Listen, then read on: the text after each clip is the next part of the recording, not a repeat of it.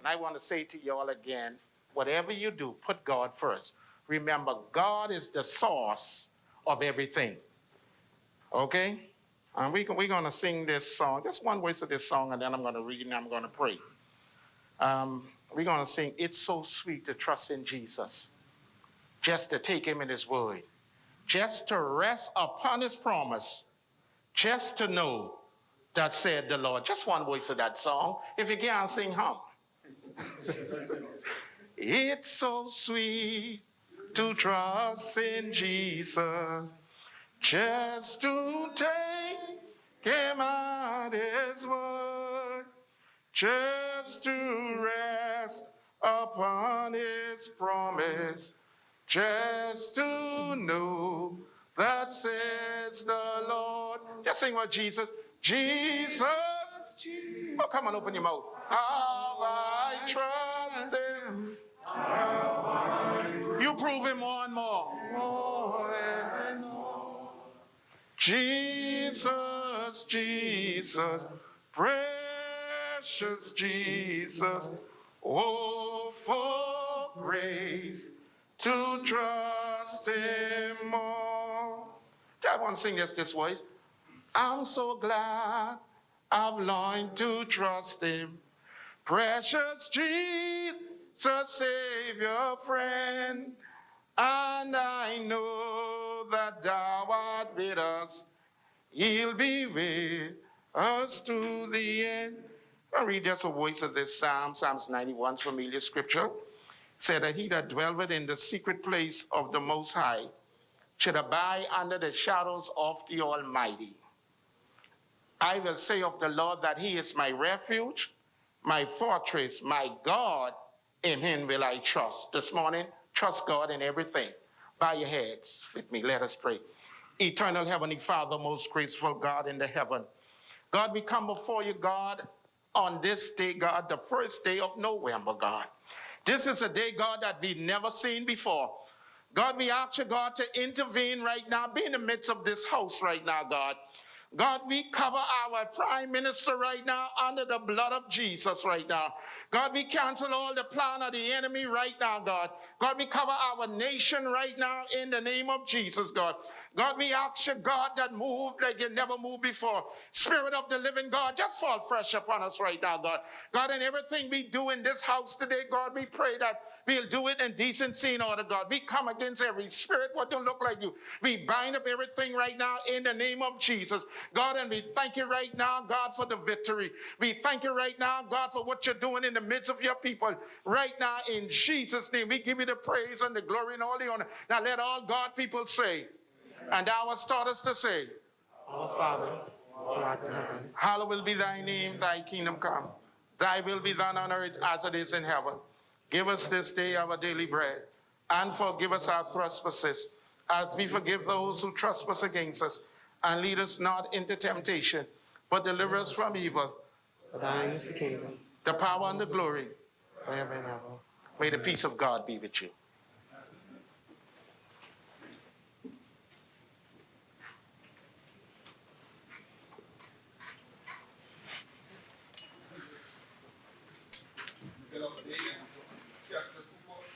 Frederick Mitchell, Lance Hannah Martin, Messiah Wilson, Alfred Sayers, Dr. Michael Dargle, Clay Speeding, Keith Bell, Wayne Monroe, Vaughn Miller, Jovan Colby Davis, Ginger Moxie, Mario Boleg, Jomo Campbell, Basil McIntosh, Miles Baroda, Pia Glover Roll, Lisa Ramming, Dane Lightborn, Dr. Hubert Minnis, Jamal Strong, John Pinder, Marcus Roll, Leon Lundy, Kurt Cornish, Wade Watson, Leonardo Lightborn, that's Leo, Miller Bryce, Leroy Major, Cazanis Petty, Michael Bonnaby, Michael Pintard, James Quavy Thompson, Aaron Lewis, Shannon Don Cartwright, Adrian Gibson, Adrian White.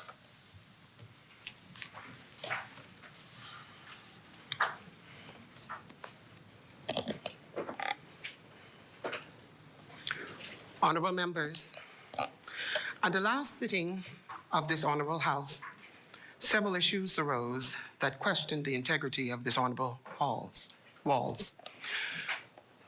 During the opening ceremony of this House, I reminded members that there is a tradition that holds steadfast to the notion that we are all equal, and equality of our voices through collective responsibility can revive, redirect, and rebuild a robust and responsible Parliament. That is my intention, and that is my mission as Speaker. These issues which arose on our last sitting were intolerable, and I will address them now as to avoid them from reoccurring. Firstly, points of orders. Honorable members, first of all, in the last meeting of this House, issue was taken because the chair denied a member's request to raise a point of order during a government communication. For the purpose of transparency, and for all new members and those just wishing to understand our rules, I am fully aware that points of orders are a normal occurrence in an ordinary parliamentary debate. And I assure you that the chair has no desire to stifle this very important feature of our deliberative process. Please be aware, points of orders will be recognized after the government communication is read.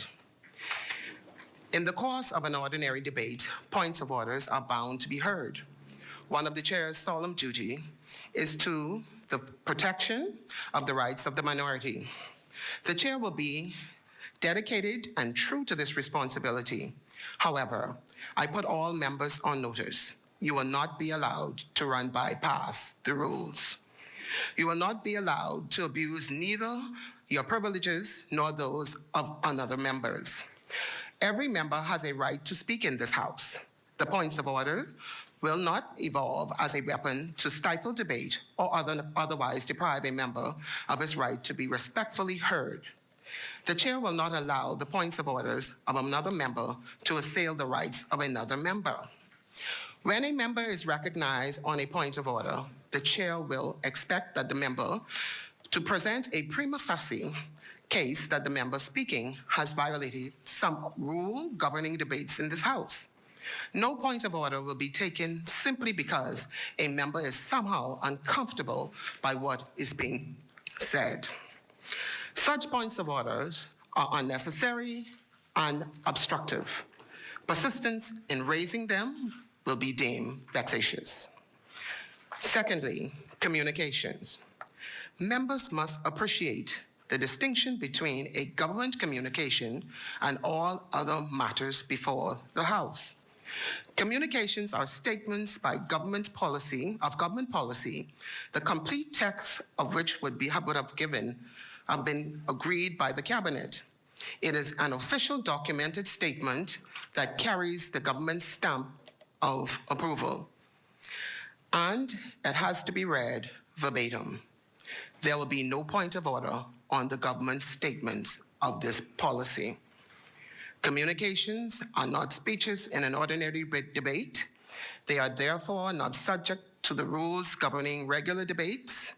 Members are not allowed to interrupt a minister's communication. If a member wishes to comment on a communication immediately after it has been read and tabled, the member should approach the chair and privately seek permission to do so. If the chair is satisfied that the member's intended commentary is warranted, the required courtesy will be extended. For the record, the chair is inclined to hear all points of orders when raised at the appropriate time and in the appropriate set of circumstances. Members should also be reminded that our rules of procedures are also govern points of orders. And while the chair will allow some latitude, a point of order designed for obstructive purposes will not be permitted to succeed, not even in a regular debate. Thirdly, conduct. I admonish honorable members not to make a mockery of this honorable House.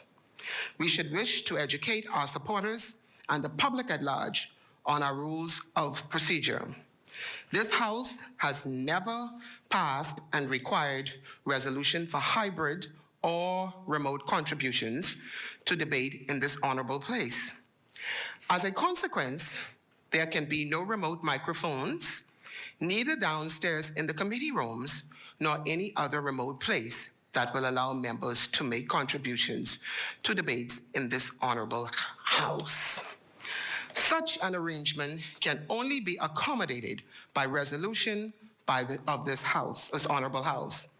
Debates are conducted on the floor of this honorable chamber exclusively, nowhere else. Fourthly, the microphones. Every member should note that only one microphone is alive at a time. That's the microphone of the presiding officer. No other member's microphone is activated unless and until he or she is recognized by the chair. That is the rule. It is wrong and irresponsible to give the impression that microphones were muted in order to prevent certain members from speaking. The press and public may not know any better, but you do. It is dishonorable to portray to the public that the speaker is attempting to oppress your right to speak when members are fully aware of the House rules. I urge you to disabuse their minds from this negative thought, as they deserve that much from every member of this honorable House. Finally, honorable members, the state of emergency. I should not have to remind honorable members that we are under a state of emergency. Article 29 of the Constitution allows for the suspension of many rights, privileges, and freedoms in these sets of circumstances. We are in the midst of a pandemic. Honorable members, the physical distancing protocol that the House enforced for our last two meetings have been in place for more than a year.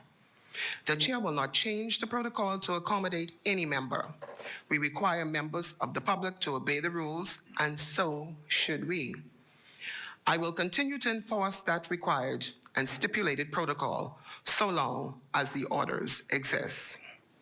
This is not any attempt to stifle any constitutional right of access to the House or any other privilege obtained from the powers and privileges entitled to you. A state of public emergency has been declared and is still enforced. Therefore, let's govern ourselves accordingly and demonstrate to the public that we came here to do the work of the people, to improve democracy and develop bipartisan relationships while doing so. Thank you, honorable members.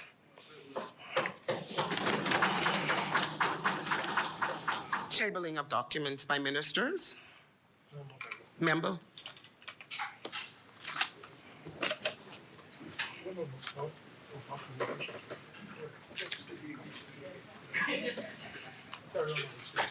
Table of documents by minister.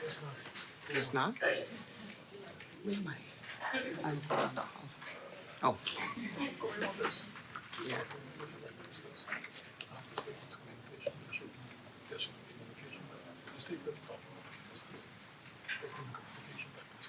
Okay.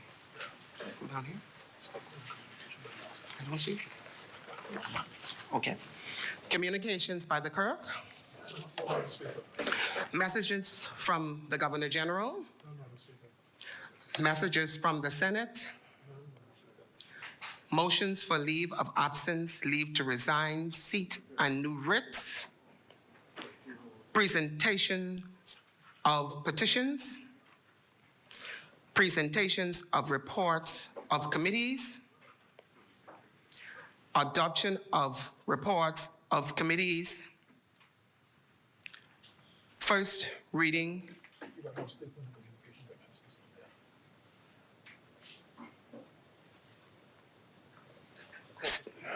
Statement and communications by ministers. The chair recognizes the honorable member for Talpak. Thank you so much, Madam Speaker, and thank you for setting the record straight. Madam Speaker, today is a new day with a new government ready to take the country in a new direction. The people of this country spoke loudly and clearly and gave our Prime Minister, the Honorable Philip Brave Davis, and the PLP a clear mandate to move our country forward as outlined in our blueprints for change.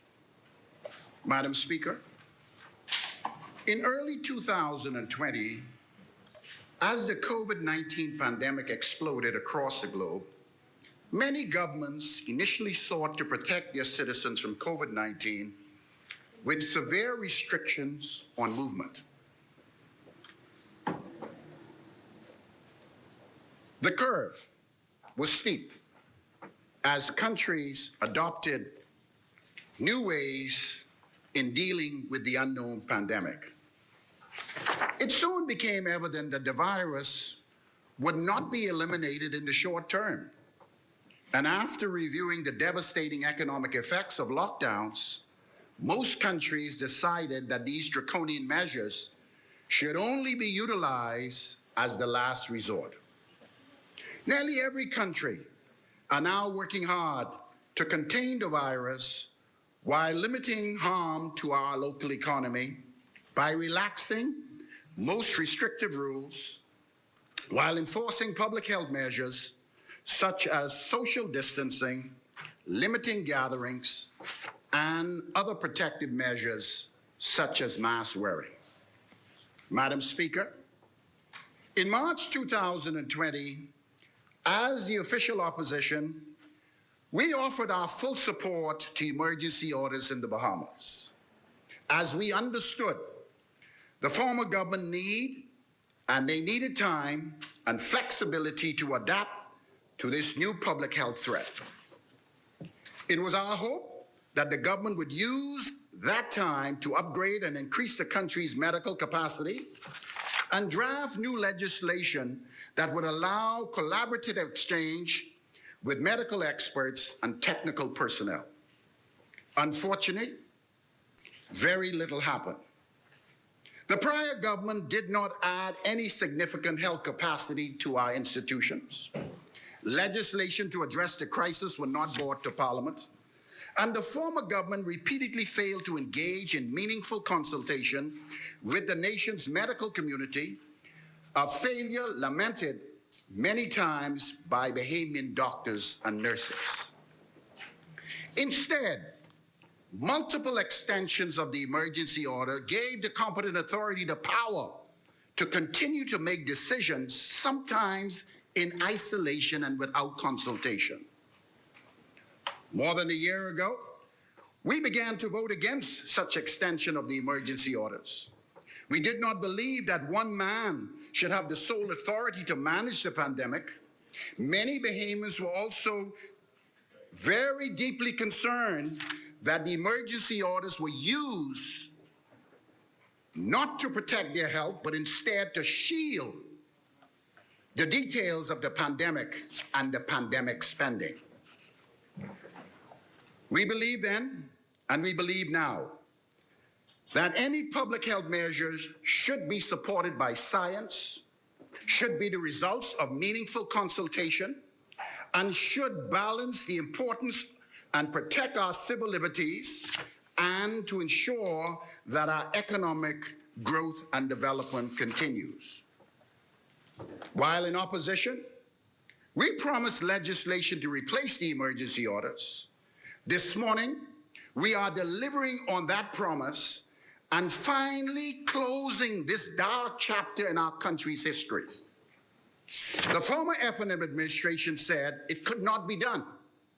But in fact, we have done it. We are grateful to our Prime Minister, to our Attorney General, Dame Anita Allen, and other members of the Law Reform Committee and technical staff from my ministry. Thanks to their innovative thinking and hard work, I'm here today to table the legislative rules that will replace the existing COVID-19 emergency orders. Together, we accomplished in 6 weeks what the former administration would not or could not do in 18 months. Madam Speaker, this morning I am humbled and honored to lay before this honorable House two regulatory documents: the Health Service COVID-19 Prevention and Management of Community Spread Rules 2021 and the Health Services COVID-19 General Rules 2021.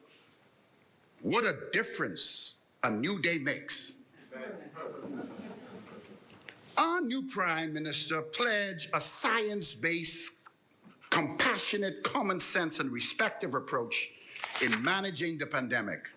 And we believe the rules in these documents meet the standard he set for us. Madam Speaker, on the 13th of this month, the current COVID-19 emergency orders will fall away, and the competent authority will be dismantled. We are amending Section 29 of the existing Health Services Act so that the management of the COVID-19 pandemic will now be the responsibility of the Ministry of Health and Wellness.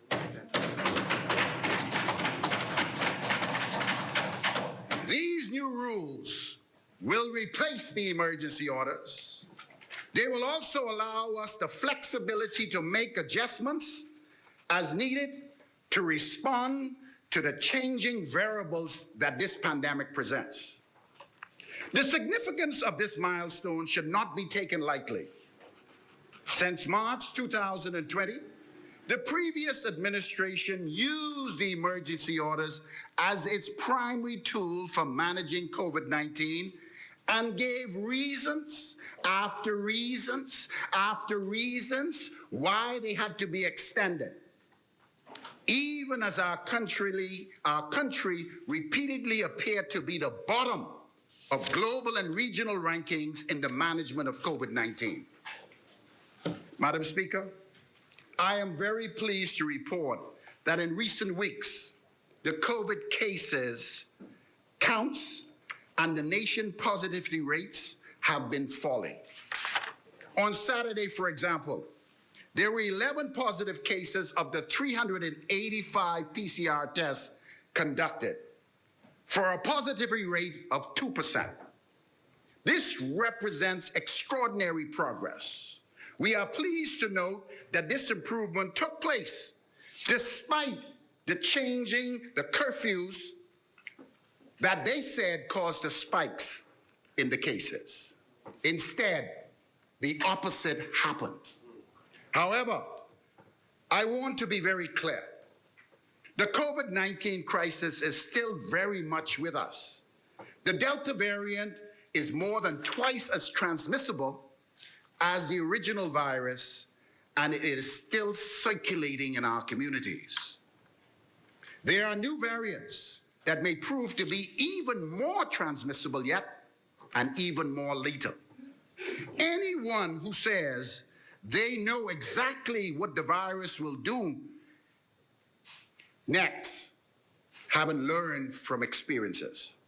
The virus has surprised the world before and can do it again.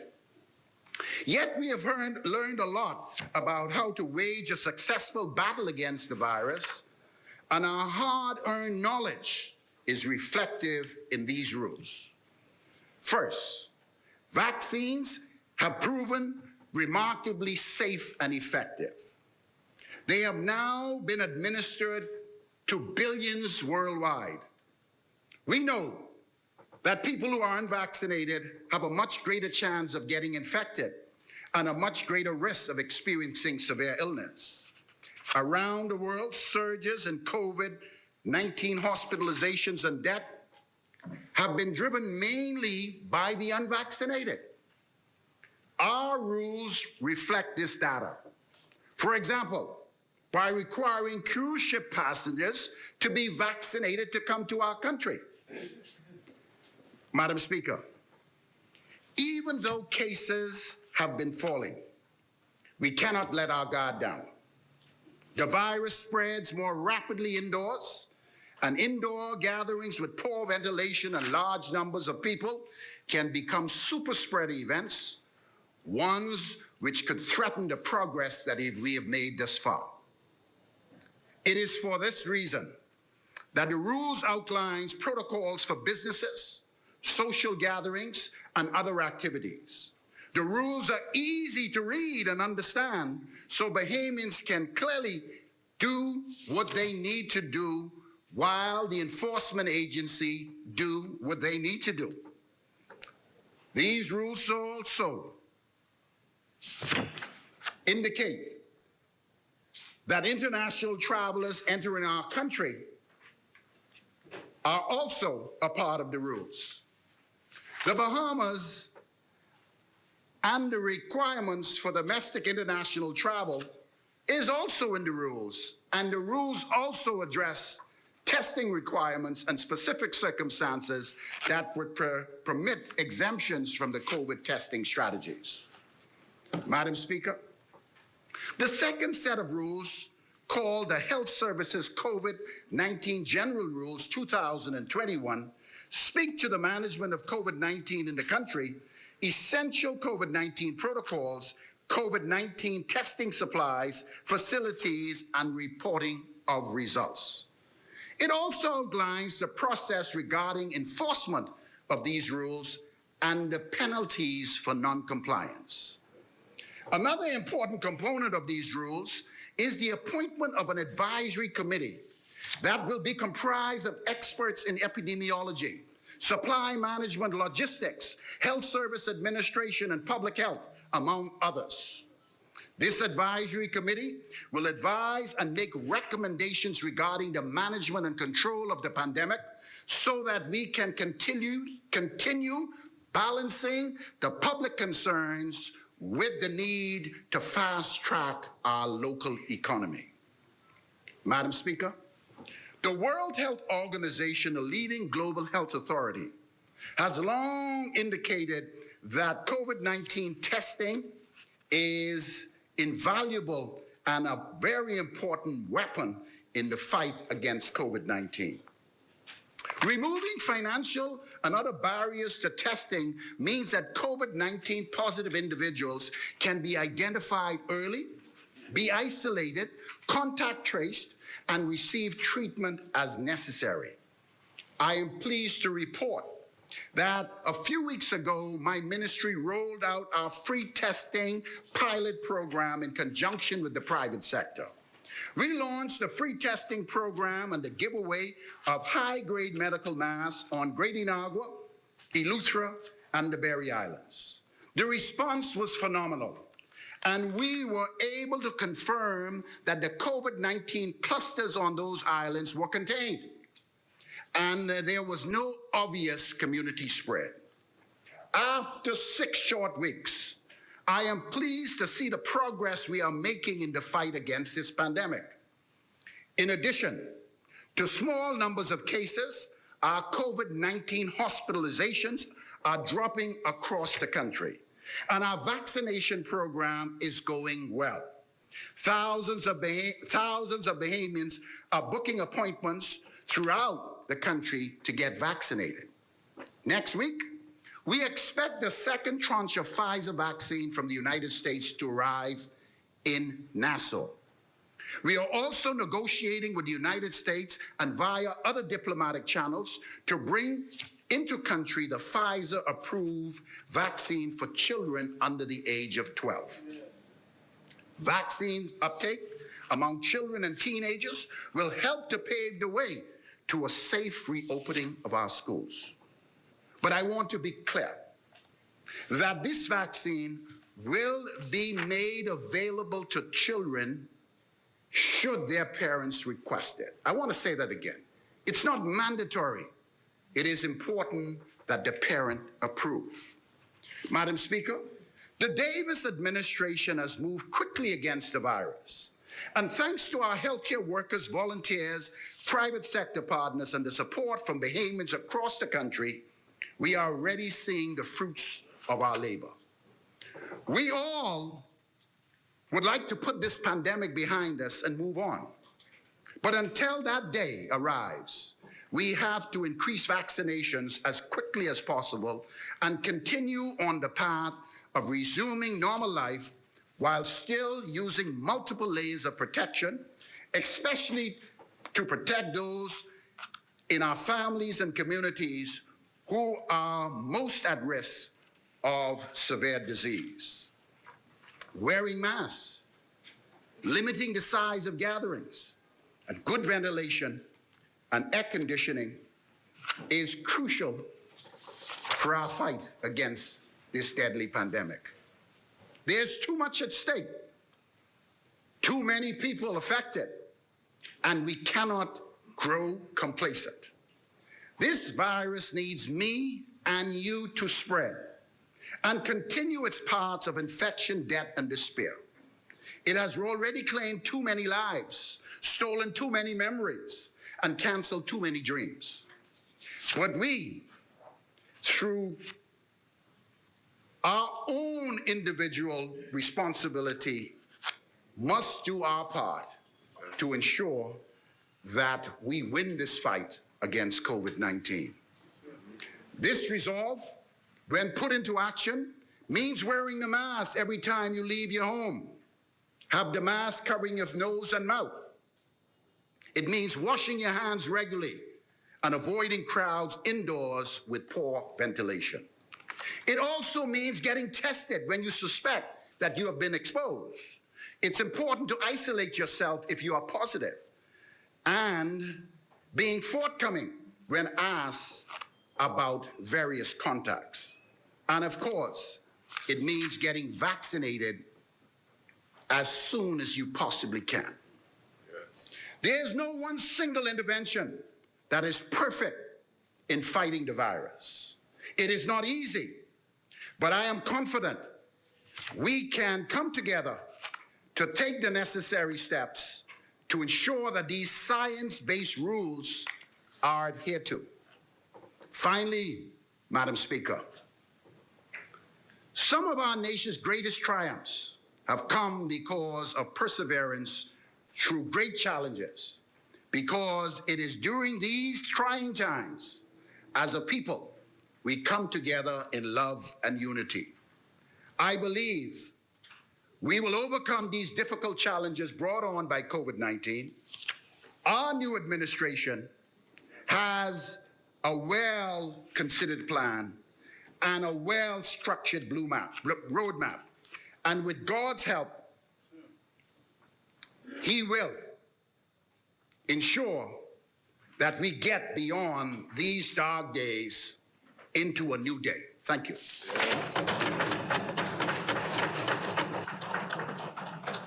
Thank you, Honorable Member.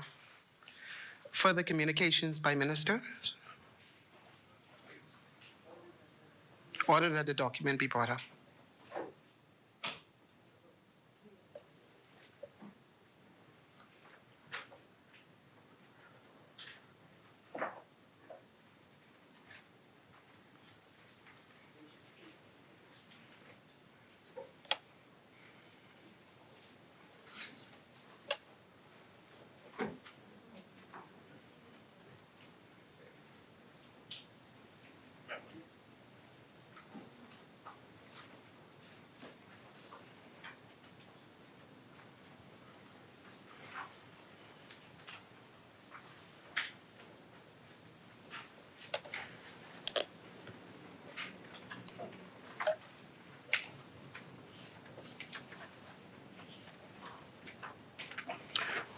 Order that the document do lie on the table.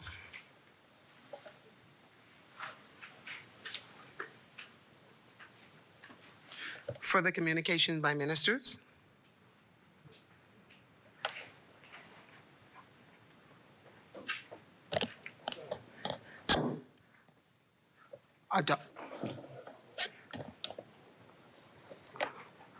Adoption of reports of committees.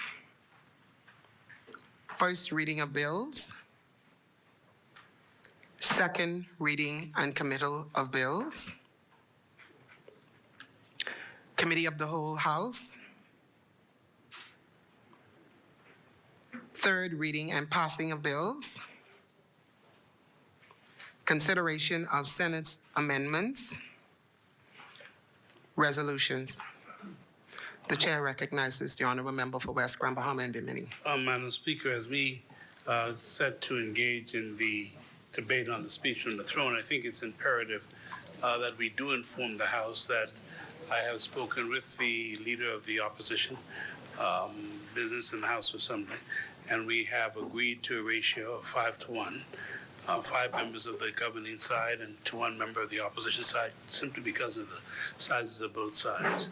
And with the exception of the moving and the second, and then of course the member of the opposition will speak third. But generally we'll be moving in a 5-1 ratio.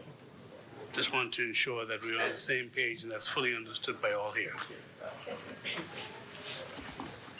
Thank you, Honorable Member.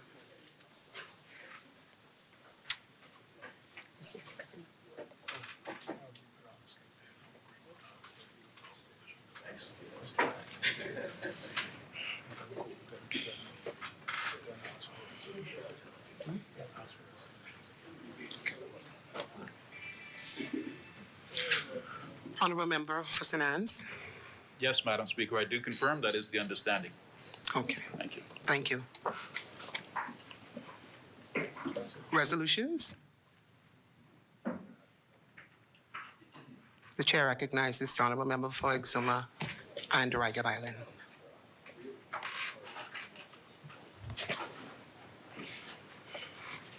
Thank you very much. Madam Speaker, it is a pleasure to stand in this House this morning on behalf of the magnificent people of the Exumas and Ragged Island. I am honored for an opportunity again to serve them. I move the resolution today to thank His Excellency the Governor General for the speech from the throne. Of course, our Prime Minister today is in Glasgow, Scotland, at COP26, working on behalf of the Bahamian people. Madam Speaker, I am humbled and encouraged by the massive show of support from my constituents in the last poll, and I promise to work even harder on their behalf to help Exuma and Ragged Island realize their full potential. My constituents know my deep commitment to them and to our island home.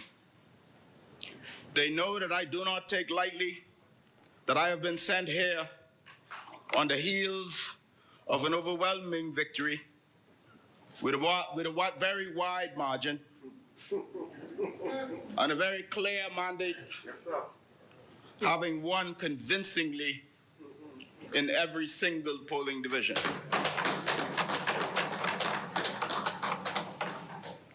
They know that we will work together with all the people of Exuma for the betterment of our communities, and with ingenuity and elbow grease, we can realize great things and we can unlock the true potential of Exumas and Ragged Island. Madam Speaker, this is also my first time addressing this House as Deputy Prime Minister.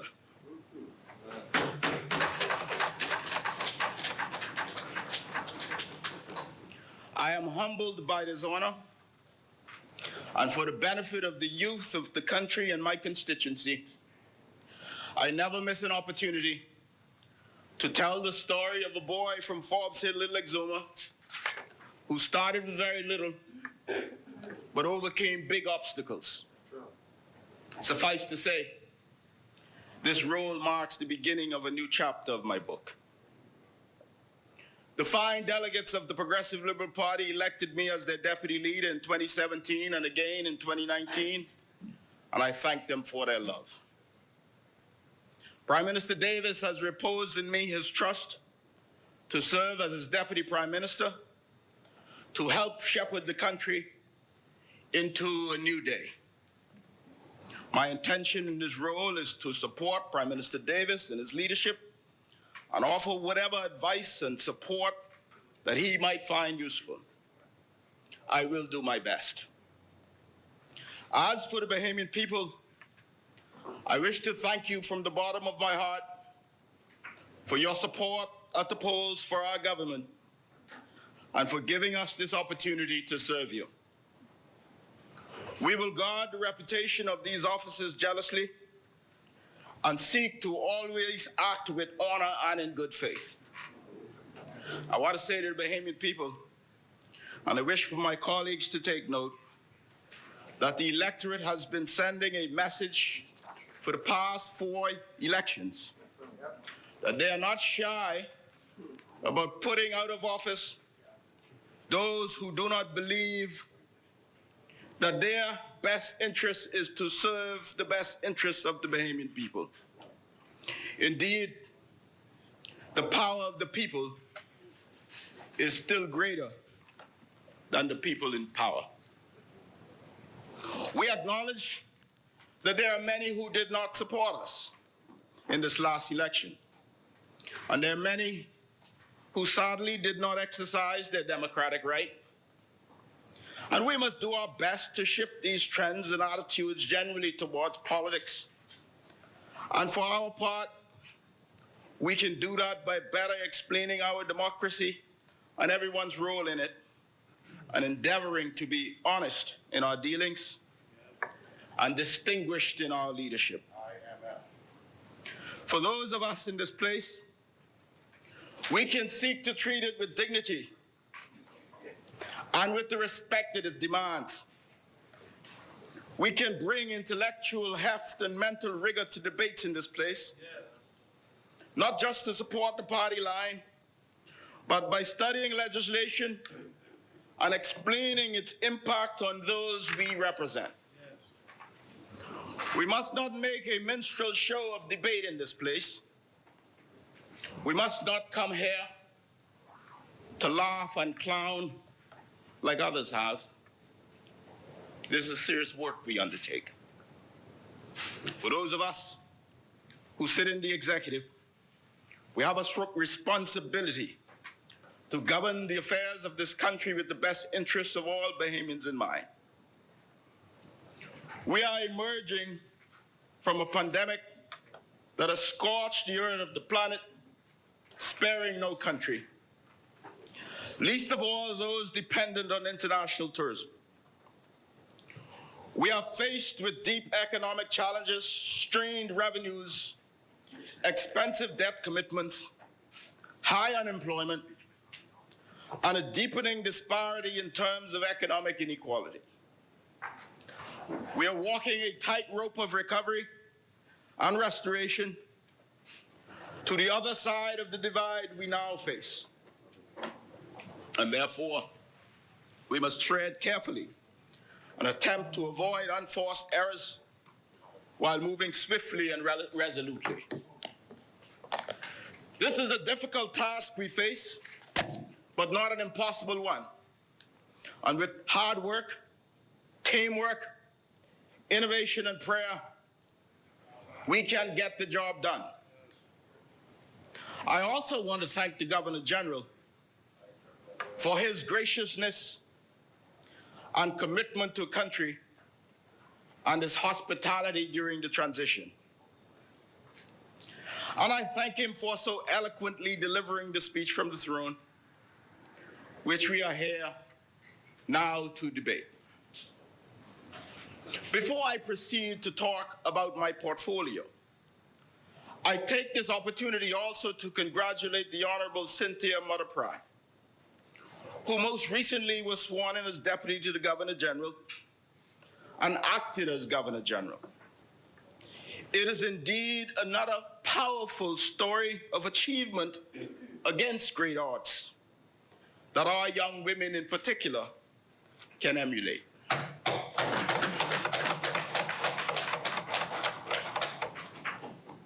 Madam Speaker, the Prime Minister has entrusted in my stewardship over policy implementation of the lifeblood of our economy, and that is tourism. In line with that goal, I have also been given carriage over investments in the aviation sector. Two key areas that will grow our tourism product back to 2019 levels and beyond, and drive the development of our islands. Many would recall that I railed incessantly at the former administration and its one-term former prime minister about the need to stimulate the economy and to focus on economic growth. I am grateful to the Prime Minister for charging me with an opportunity to do just that. I remain resolute that the best and fastest way to grow our economy is through foreign direct investments and the active mobilizing of sustainable Bahamian investments. If there was any doubt about tourism's importance to our economy, we need only to search our recent memory as to how quickly things went south when international travel evaporated. There are those who suggest that the country is overly dependent on tourism. But I am of the view that we need to deepen our investment in the tourism sector. It is unquestionably where we have our competitive advantage as a country, and that, I am confident, will continue to be the case during our lifetimes. Despite the shutdown of much of the economy for the better part of a year, we do see that our tourism products remain resilient. Madam Speaker, the speech from the throne says my government will return tourism to pre-COVID levels by harnessing existing markets. I can report that our tourism numbers have been on an upward trajectory since December 2020, when the COVID-19 protocols and requirements for international travel were finally stabilized. With stringent testing requirements in place for all inbound travelers, the ministry was called upon by the former administration to implement a travel health visa to support individual determination of risk, as well as post-travel follow-up testing for all travelers, local and foreign, and mandatory COVID health insurance for all foreigners to avoid adding that burden to local healthcare system providers. Before coming to office, we promised to re-examine this program. We have since eliminated the fee for Bahamian citizens and residents. So you no longer need to pay to enter your own country.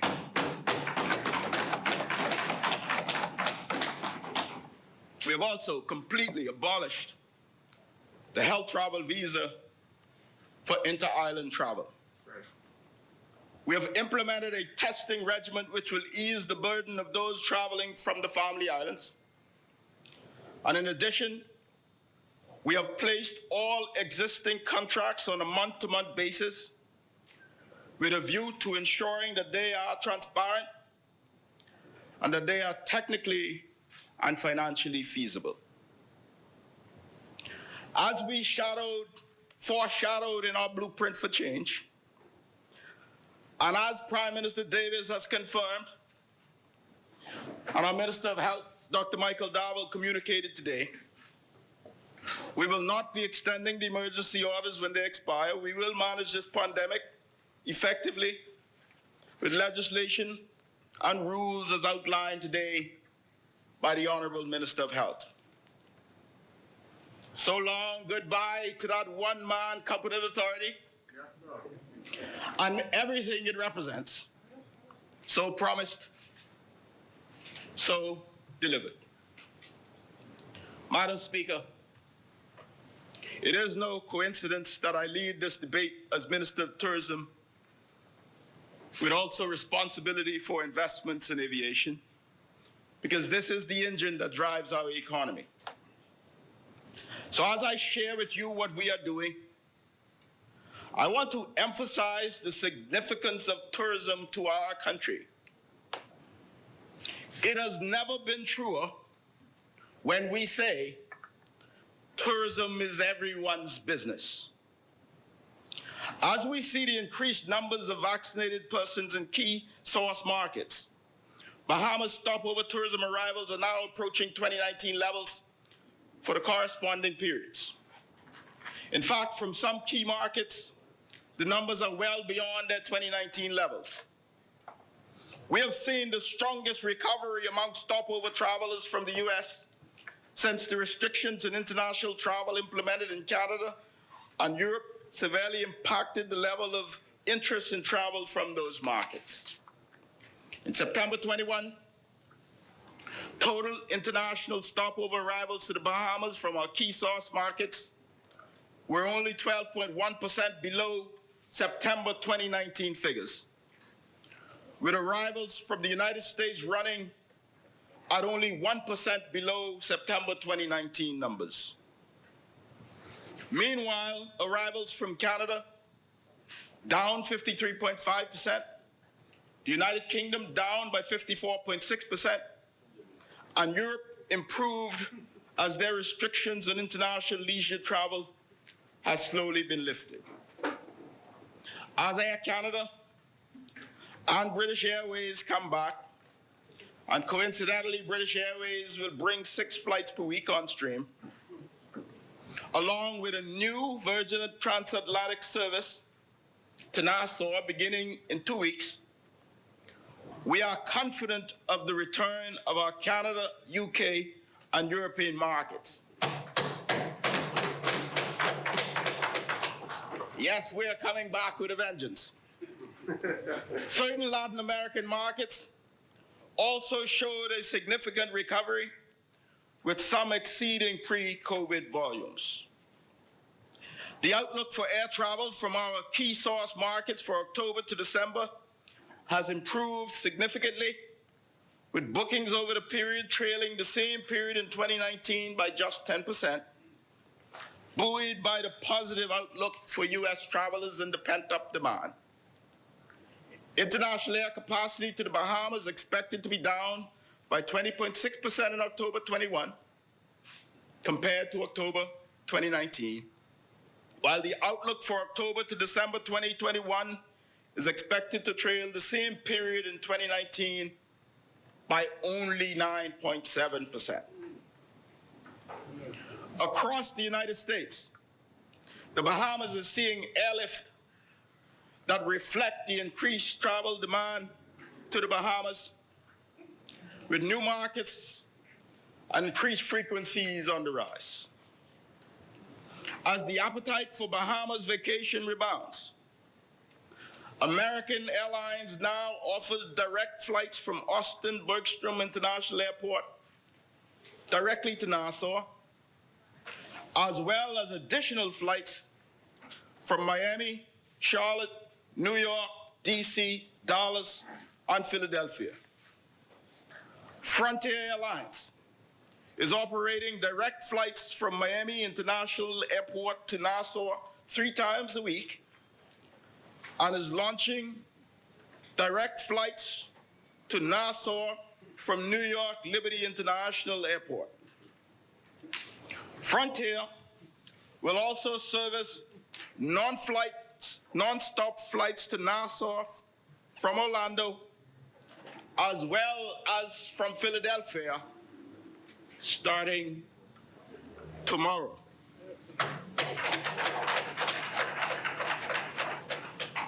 Earlier in October, Southwest Airlines resumed daily flights from Fort Lauderdale to Nassau, as well as Saturday and Sunday services from Baltimore, Washington to Nassau for the first time since the pandemic began. Delta is operating flights from New York to Nassau and daily flights from Atlanta to Exuma and to Eleuthera. United offers non-stop flights to Nassau twice weekly from Dallas, and in addition to non-stop flights from New York, Houston, and Denver, they are also looking to expand flights to Nassau.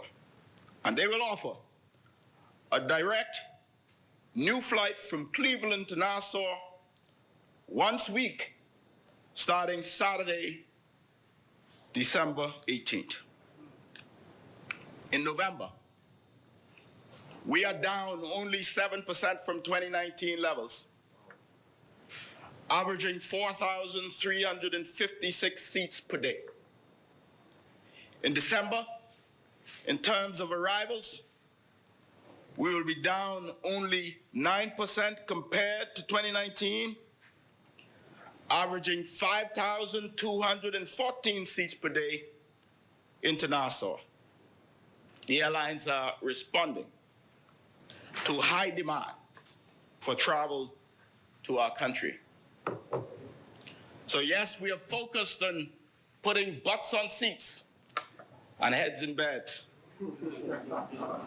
In relation to cruising, our home port initiatives will continue with various cruise lines started in July with a series of luxury small ships, cruises to family island ports, as well as Royal Caribbean. Meanwhile, cruise lines with larger ships have been sailing to Nassau Freeport on their private island attractions. Itineraries that sail out of Nassau also have helped to contribute to the uptick in stopover activity from pre- and post-guest stays in country, while the cruise lines themselves are making better use of local linkages for provisioning and fueling their ships. Encouragingly, there are over 300 ships booked to call into Nassau between October and December. This is a remarkable recovery and translates to approximately 4 ships a day between now and December at the Port of Nassau. The Honorable Minister of Works has confirmed the imminent reopening of the downtown straw market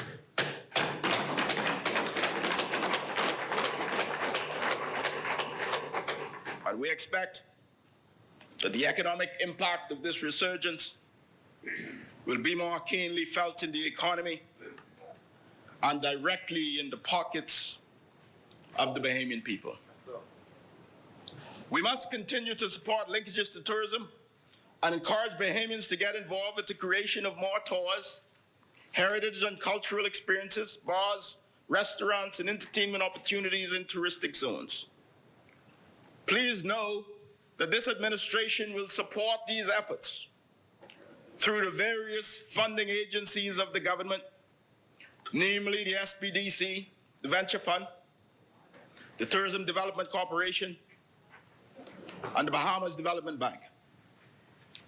We will actively support partnering with properly established businesses who meet the required standards with our cruise and hotel partners. We will support and we will encourage partnerships with businesses who meet the required standards to partner with our cruise and hotel partners. Likewise, we encourage the owners of Bay Street properties to begin the restoration of their properties to enhance this gateway. It is imperative that we upgrade, we beautify, we sanitize, and we make the first impression a positively lasting one. We are proud that the Bahamas continues to be acknowledged and lauded as one of the very best destinations in the world, landing on the hot list of consumer and trade publications and organizations. For the 7th consecutive year, the Bahamas has been named the Caribbean's leading luxury island destination by the World Travel Awards, the most prestigious and comprehensive in the global industry. The Bahamas has received multiple designations in travel and leisure, prestigious 2021 World's Best Award. Most notably, Kamalami Key was ranked as the 7th best hotel in the world. The newly designed Bahamas.com won gold in Travel Weekly's Magellan Awards for destination marketing website. The readers of Condé Nast Travelers have once again ranked the Bahamas and our partners amongst some of the best in the world. The destination was named as one of the top islands in the Caribbean and the Atlantic, whilst our hotel partners account for 7 of the top 15 resorts in the Atlantic Islands. Number 2 was Rosewood. Number 4 was Kamalami Key. Number 7 was SLS. Number 9 was Karula Mar Club. Number 10 was Sandals Emerald Bay. That's in Exuma, by the way. Number 11 was Atlantis Paradise Island. And number 14 was Grand Hyatt at Bahama. Yes, I did say 7 of the top 15 resorts, not just in the Bahamas, not just in the Caribbean or the Americas, but in the world. And that deserves a round of applause. We congratulate our partners. We're not only putting heads in beds, we're putting heads in comfortable beds. That's how we do it in the Bahamas. And with more visitors, more people in the general economy will also benefit. This also means vacation rentals will see an uptick. And to this end, it is the intention of the Davis administration to more closely monitor and regulate vacation rentals. We plan to have registration and inspection of vacation rental properties. We already asked hotel licensing to build out the enabling framework for this. I will recommend that VAT be required on full price of vacation rentals and not just the fee. As it stands, hotels pay taxes and vacation rental homes don't, which frankly are often owned by residents whom we welcome, but they don't live here full time. And they're competing with hotels and oftentimes with the benefit of the government's marketing, PR, and infrastructure spend, but not paying very much back into the treasury. We're planning to regulate activities like car rentals, boat rentals, and immigration on matters reserved for Bahamians, and we plan to monitor and enforce this, particularly in the Family Islands. We welcome our friends from different countries, but fair is fair. Yes, we must render to Caesar what is due unto Caesar. And in the same vein, we will also look to see how we can benefit more from charter and cruise businesses in the first instance by collecting the existing fees, and secondly, to review the competitiveness and fairness of the fee scales. We are mindful that these charters are using our natural environment, they're using our natural resources for significant profits, and we simply want to get our fair share. Madam Speaker, our administration intends to build upon the foundations laid by the Ministry of Tourism, Investment and Aviation's dedicated tourism professionals by using sound data analytics and strategy to improve the growth, sustainability, and resilience of this pivotal segment of the economy.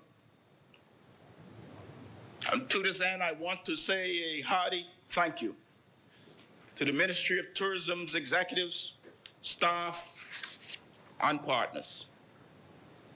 I further welcome the Honorable Member for South and Central Abaco to the team as Parliamentary Secretary. I enjoy working with him already. He's a passionate Bahamian who will bring significant value to the ministry, to his people in Abaco, and to the Bahamian people.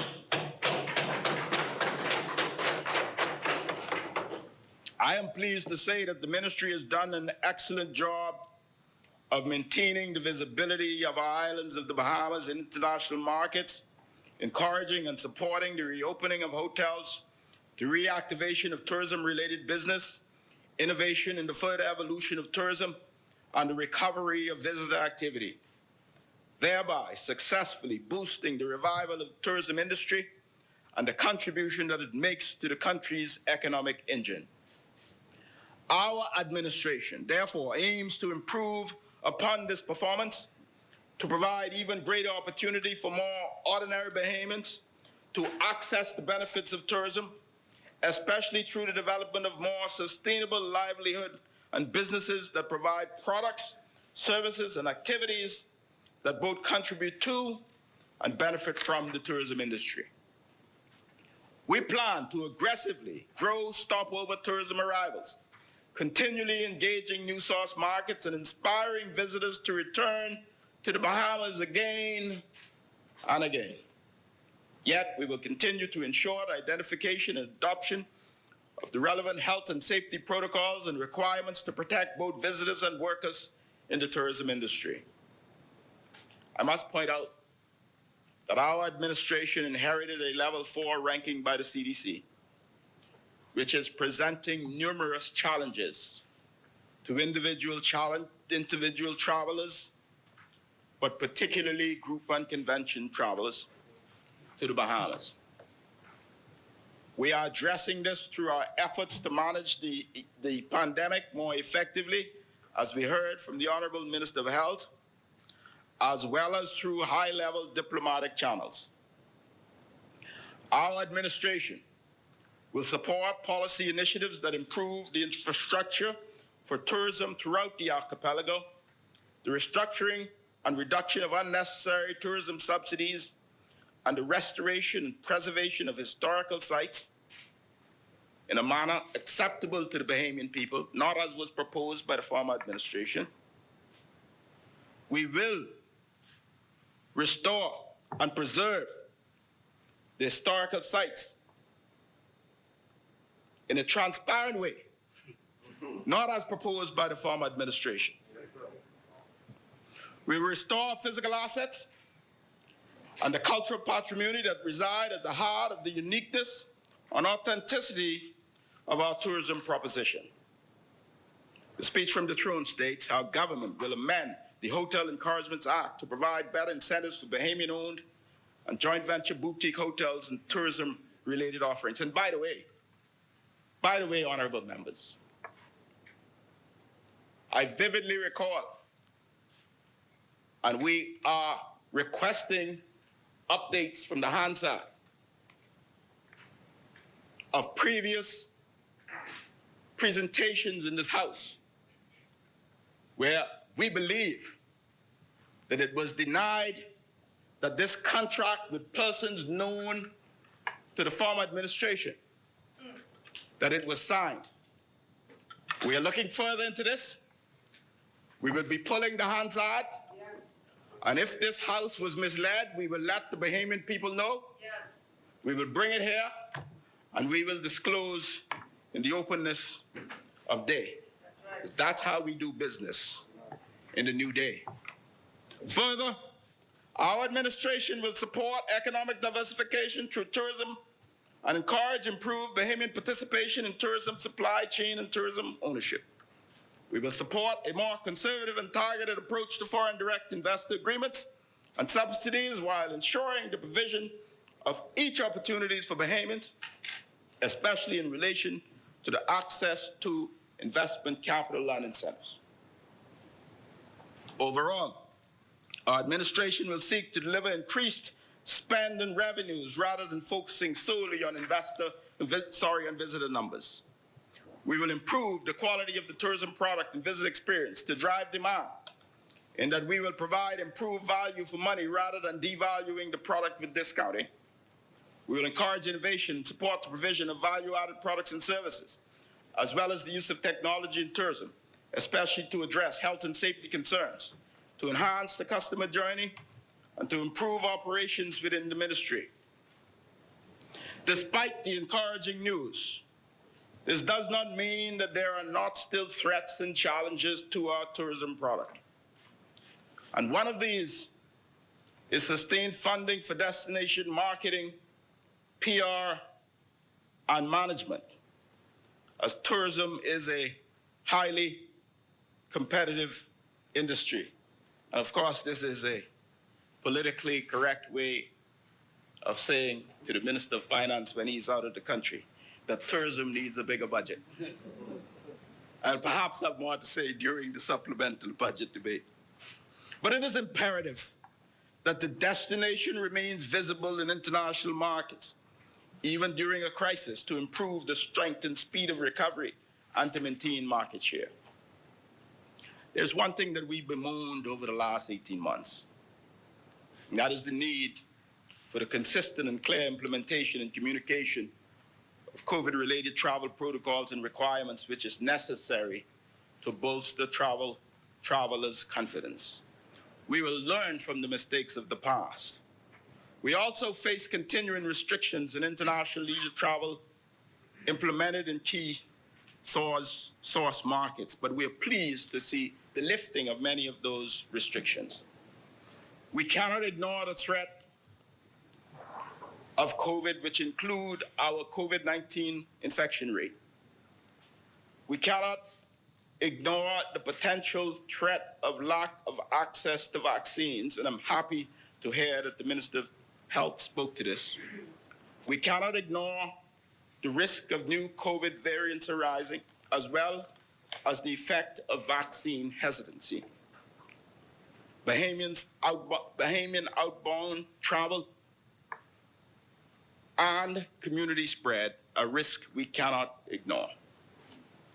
It is therefore incumbent that each of us do our part to stay healthy and curb the spread of this terrible disease.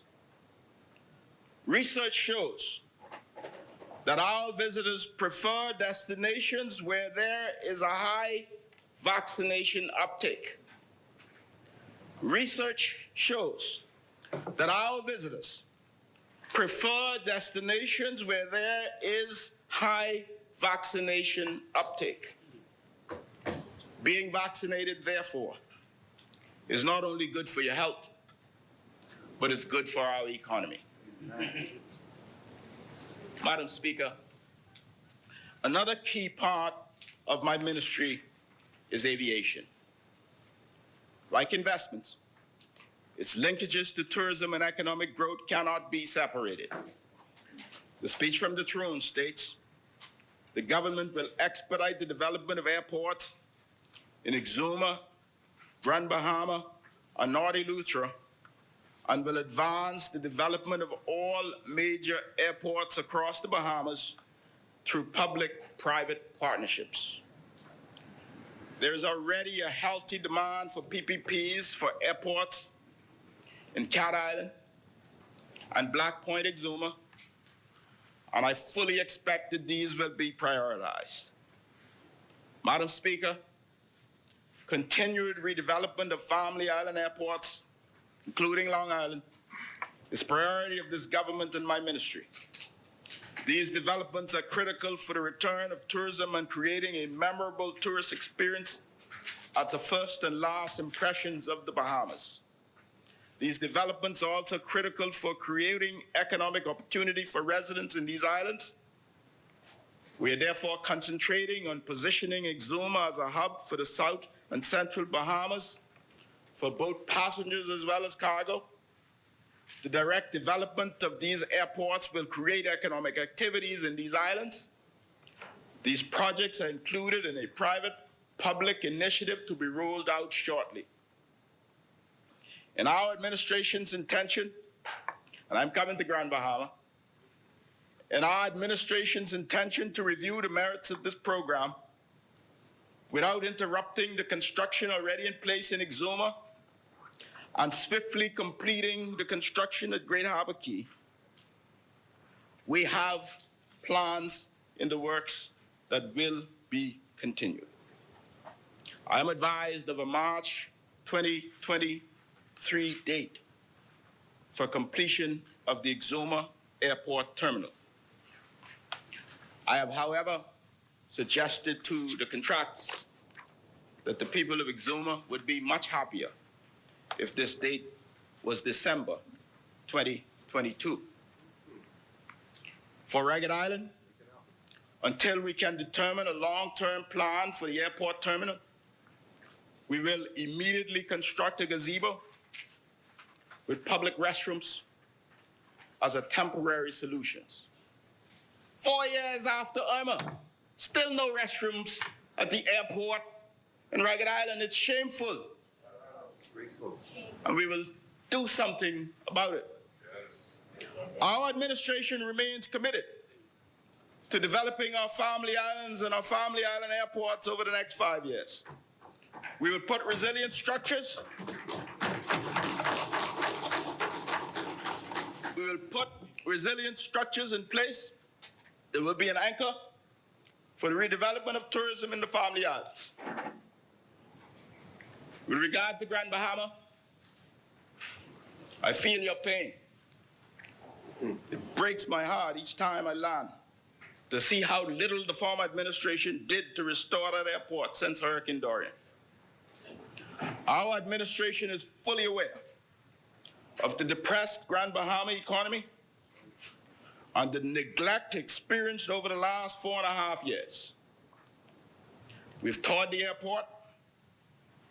We have met with the Grand Lucayan Group, the board, whom I commend for their diligence. That is the board of the Lucayan Renewal Holdings Limited, a highly competent board. I commend them for their work.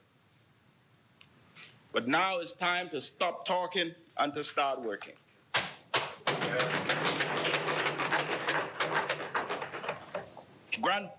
The Grand Bahama International Airport, including the air traffic control tower and the fire station, needs to be developed and will be, and outfitted with the equipment needed to do the job safely.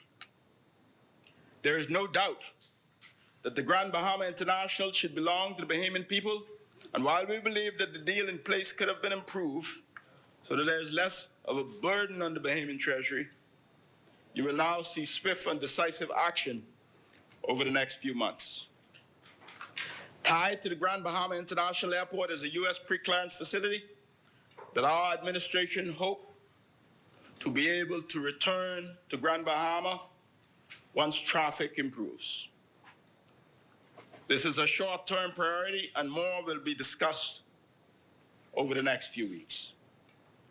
In the meantime, we are pleased to report that we have a U.S. pre-check program currently being piloted at LPIA, and the assessment by the Transportation and Safety Administration held on September 29th and 30th provide all indications that LPIA will be the first airport outside of the USA to have TSA pre-check.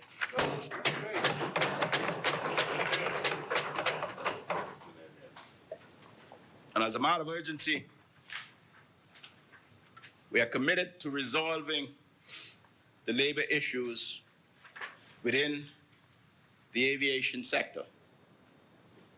But I say to the unions that we have a country to build. We are facing extremely difficult economic times. And you have a friend in this government who will focus swiftly on sitting with you to resolve whatever issues remain. You have the word of this minister.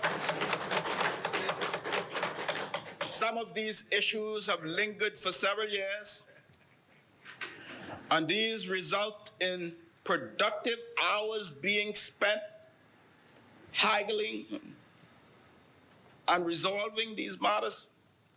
And on the surface, it distracts time from work and management away from pioneering the aviation sector forward. We must resolve them, and we must move forward together.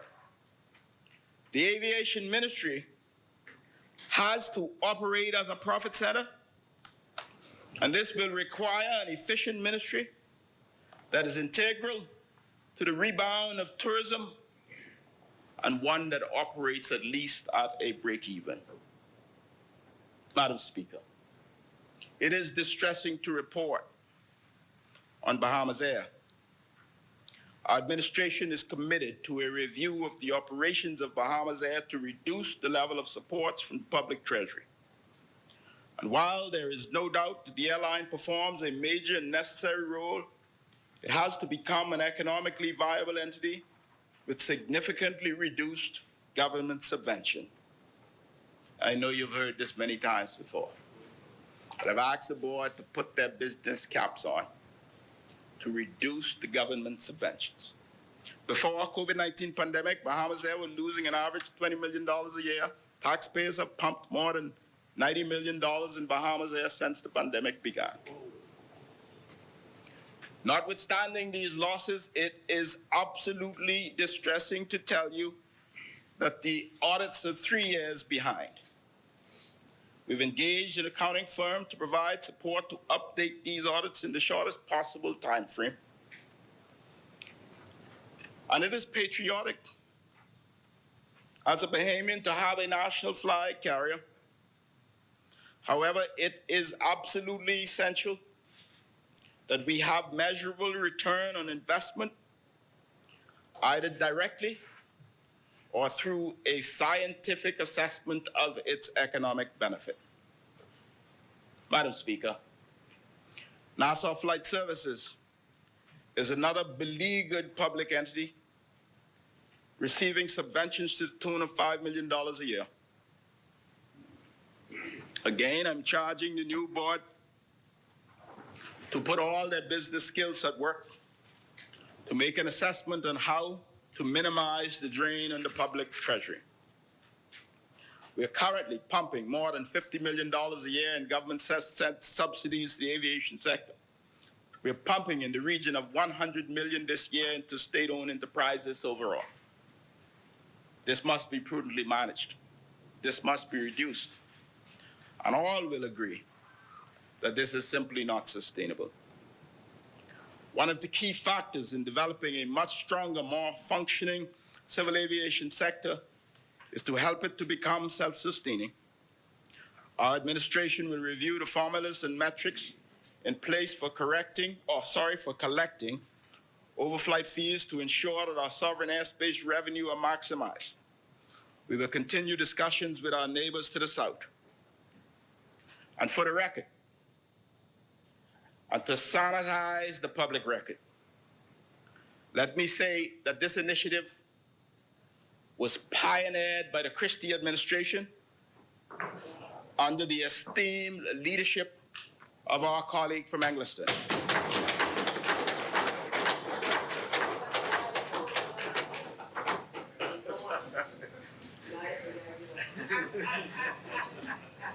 It continued under Minister Diaghilev, and therefore we thank them both for their work.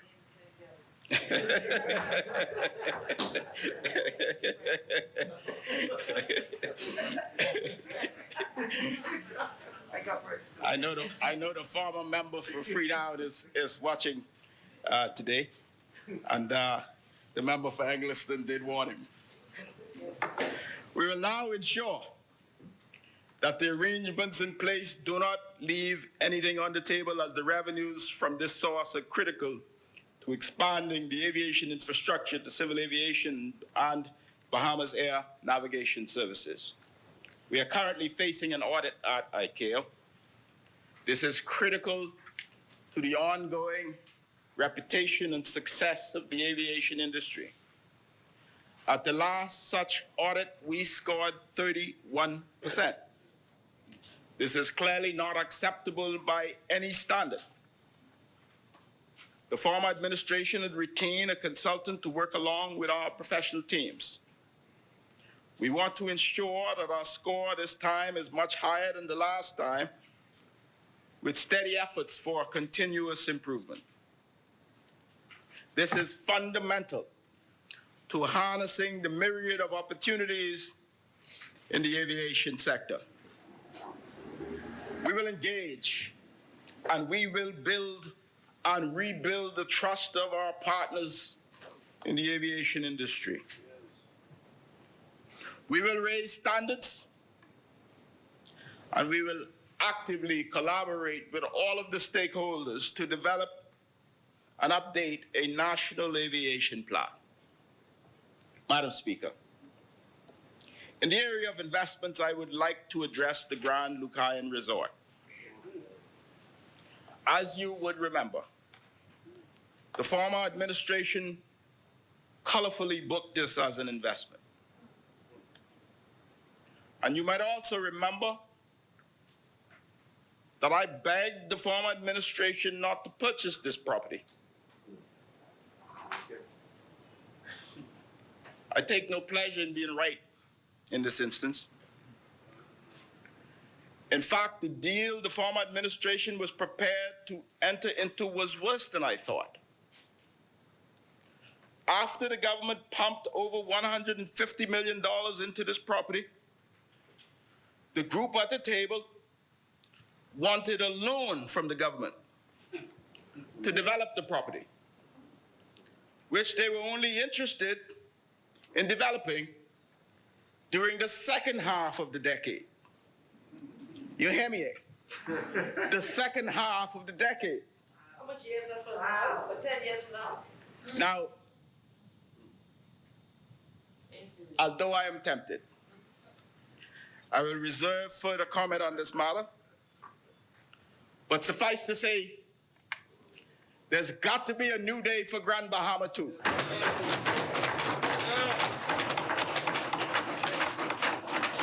Madam Speaker, with regard to foreign and direct investments, foreign, direct, and domestic investments, we are seeing significant new inquiries for new projects. I renew my call to the business and investment community to come forward with shovel-ready projects. We undertake to process your application swiftly. It's truly a new day. We are committed to streamlining the processes, making it easier to do business in the Bahamas. We are committed to weekly meetings of the National Economic Council. And I know that sounds like a low bar, but we're reflecting on the experience of the last 4.5 years. And we are committed to ensuring weekly meetings of the National Economic Council to clear the backlogs of projects that are seeking approval. We are relaunching Bahamas Investment Authority as Bahamas Invest, and work is underway in earnest with a multi-agency working group. We are looking at our database of stalled projects, and we'll be working to have prepackaged shovel-ready projects in our database so that we can move projects quickly, subject only to due diligence and financing.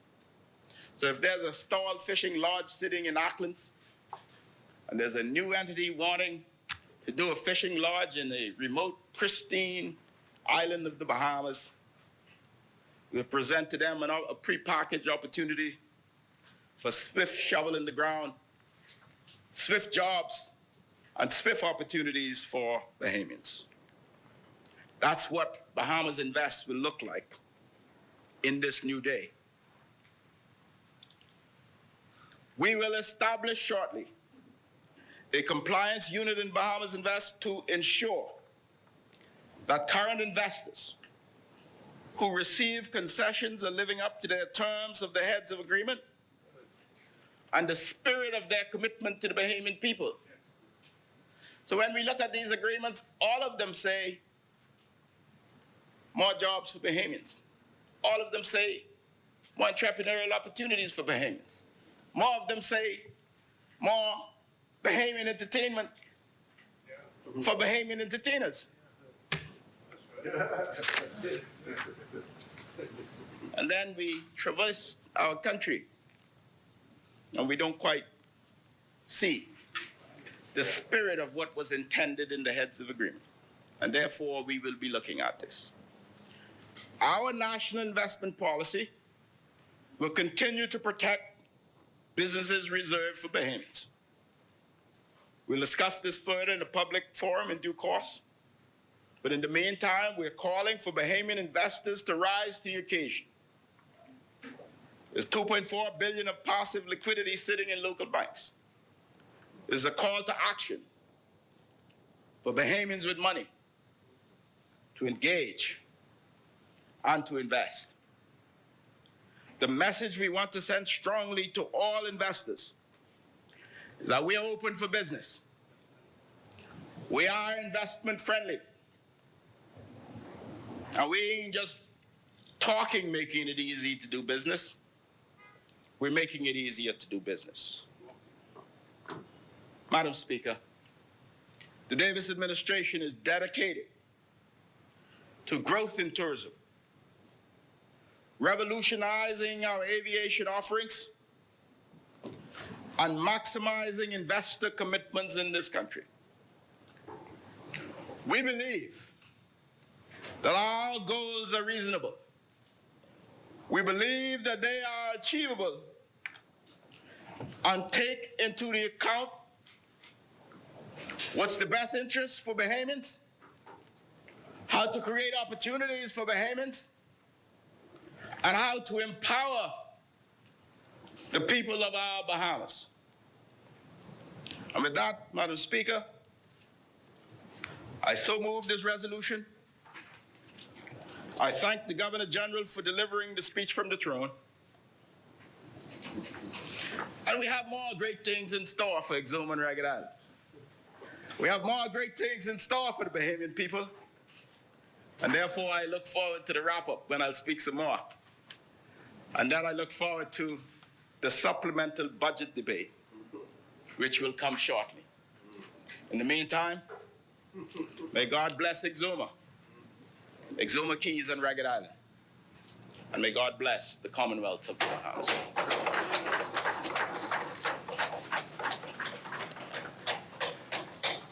Thank you, Honourable Member. Is there a seconder? The Chair recognizes Honourable Member for Golden Gates. Madam Speaker, today, first and foremost, I give thanks to the Almighty God for the wondrous works He has done, for how He has guided my life over the course of my life, where I can now sit in this honorable place to represent the people of my nation. I solemnly declare to do all within my power for the people of the Bahamas, and to do all I can not to let down the people of Golden Gates, my country, and most importantly, my God. I express gratitude to His Excellency for his speech from the throne, and most especially, I would like to give a resounding thank you to our Right Honorable Prime Minister, in his absence, for seeing enough in me to give me the opportunity to serve in his cabinet. I endeavor that at the end of this term, he will not regret the decision he has made to give me a seat at his table. To my family, especially my husband, my children, my mother, to friends, supporters, my bishop, my church family, the women of We Lead, I thank you for standing by me as we work to build a campaign from the ground up to serve the people. To the great constituents of Golden Gates, you have my absolute gratitude for not only believing in me as your candidate, but for helping to usher in a new day for this Bahamas. Together, the constituents of Golden Gates and I took part in a wave of hope that swept across the Bahamas from north to south. The people of Golden Gates were crying out for change, and on election night, the citizens of this country voted with a unified voice for a competent, visionary leadership, and for a government that stands for all people, not just a select few. They voted for leadership and representation that is compassionate and understands service and servant leadership. The people of the Bahamas need this kind of leadership now more than ever. As we all face the challenges of these uncertain times, we must stand and fight together. I extend sincere condolences to all the bereaved on the loss of loved ones during this global pandemic. There is no return to normalcy, no return to prosperity without first winning the fight against this virus. In the meantime, we must continue to adhere to the protocols set by the Ministry of Health and Wellness that allow for us to move forward to a healthier future. To those among us with vaccine hesitancy, I implore you to consult your personal physician for advice. Madam Speaker, I represent the gates. Yes, those golden gates, filled with strong, vibrant people. Together, we are working towards major social change initiatives that have a real, measurable impact on the lives of the constituents. The community building work that I began on the campaign trail has continued within my constituency. In Golden Gates, we are still feeding the people, providing hot meals to constituents every Monday, Wednesday, Friday, and Saturday. Our job placement assistance program is still helping Golden Gates residents to get off of the employment line and giving them the help they need to support themselves. The Golden Gates Business Registry is being expanded weekly to continue to help in marketing and promoting community businesses. We continue to facilitate social assistance to the residents who need it most, especially the senior citizens in need of yard maintenance. We continue cleaning and clearing down the vacant and overgrown lots throughout the constituency for the purpose of safety and cleanliness. New initiatives that we have rolled out in the last 6 weeks include the formation of a Golden Gates delivery unit to drive capital and community development, home repairs and scheduled road repairs, installation and replacement of road signs, preparation for restoring and revamping the local fish market, introducing a derelict vehicle removal program, and the formation of a constituency bereavement committee. This past week, we launched an initiative to restore parks and restrooms throughout the constituency. We are starting with Sunshine Park. Yes, we've been busy, hard at work for the people of Golden Gates. There are many more initiatives coming down the pipeline. The constituents of Golden Gates can rest assured, knowing that the same fervor and dedication that I had as a candidate will be the same energy that I bring to being their member of parliament. My commitment is to serve with dignity, inclusivity, diligence, and compassion. I vow to empower as many people as possible and to foster a stronger, more solid community. Our priorities moving forward will focus on the areas of empowerment, education, and enterprise. We are bringing on corporate partners to launch youth development and mentorship programs for athletics, mental health awareness, and spiritual enrichment, keeping our young people engaged and out of mischief's way. We are introducing family-oriented community programs, summer programs, and youth-led community initiatives. We will continue to advocate for and develop cultural programs in alignment with this government's objectives of creating opportunities within the orange economy. Through these community events, we will focus on arts, craft, and culture. As we facilitate pathways to economic empowerment, we will be launching financial literacy and investment programs, creating networking opportunities, and getting our constituents to work through industrial internships to make them more competitive within the job market. We will host healthy lifestyle events and support constituents in their healthy lifestyle plans, while also providing dignified social assistance and long-term planning coaches. As you can see, we are taking an holistic approach to community development, tackling the major issues from various angles. But our work does not stop there. Our plan for education includes the introduction of skills-based training to improve the soft skills of people entering or re-entering the job market. We will continue to assist with scholarships and placements in educational, technical, vocational, and entrepreneurial opportunities, and enrolling constituents who require additional help into remedial educational programs. Filling skills gaps is the only way to ensure that we are improving the employability of our people. It's not simply about finding them a job. We also have to equip them with the skills they need to keep that job and be productive on that job. Many of these programs will be housed in a community development and learning center that we are developing plans for. As for our enterprise efforts, they include initiatives centered on food security and sustainability, as well as collaborative crime prevention in partnership with urban renewal. They also include community beautification programs and the creation of a youth-led disaster response team to help in the wake of hurricanes and natural disasters.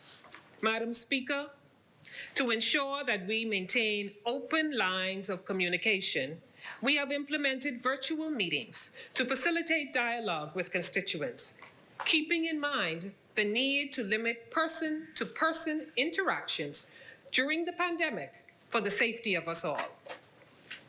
I encourage anyone living in the Golden Gates constituency to reach out to me or my team at my constituency office to arrange an appointment. Madam Speaker, empathetic, responsive, and accessible representation will be the norm for the Golden Gates constituency. That is what a new day government is all about. Talking to people. Talking to people in my constituency and around the country, they will tell you that it feels like a breath of fresh air to have a government that is willing to engage and talk to the Bahamian people again. No more disrespect, no more open hostility, and no more blatant favoritism. And as great as this change in the atmosphere of the country is, just wait until our policies begin to positively impact the lives of the Bahamian people. They will truly see the difference between us and our predecessors. Madam Speaker, the best is yet to come. This Davis administration is all about bringing competent, compassionate leadership to the forefront of governance. We are dedicated to building a better Bahamas for everyone.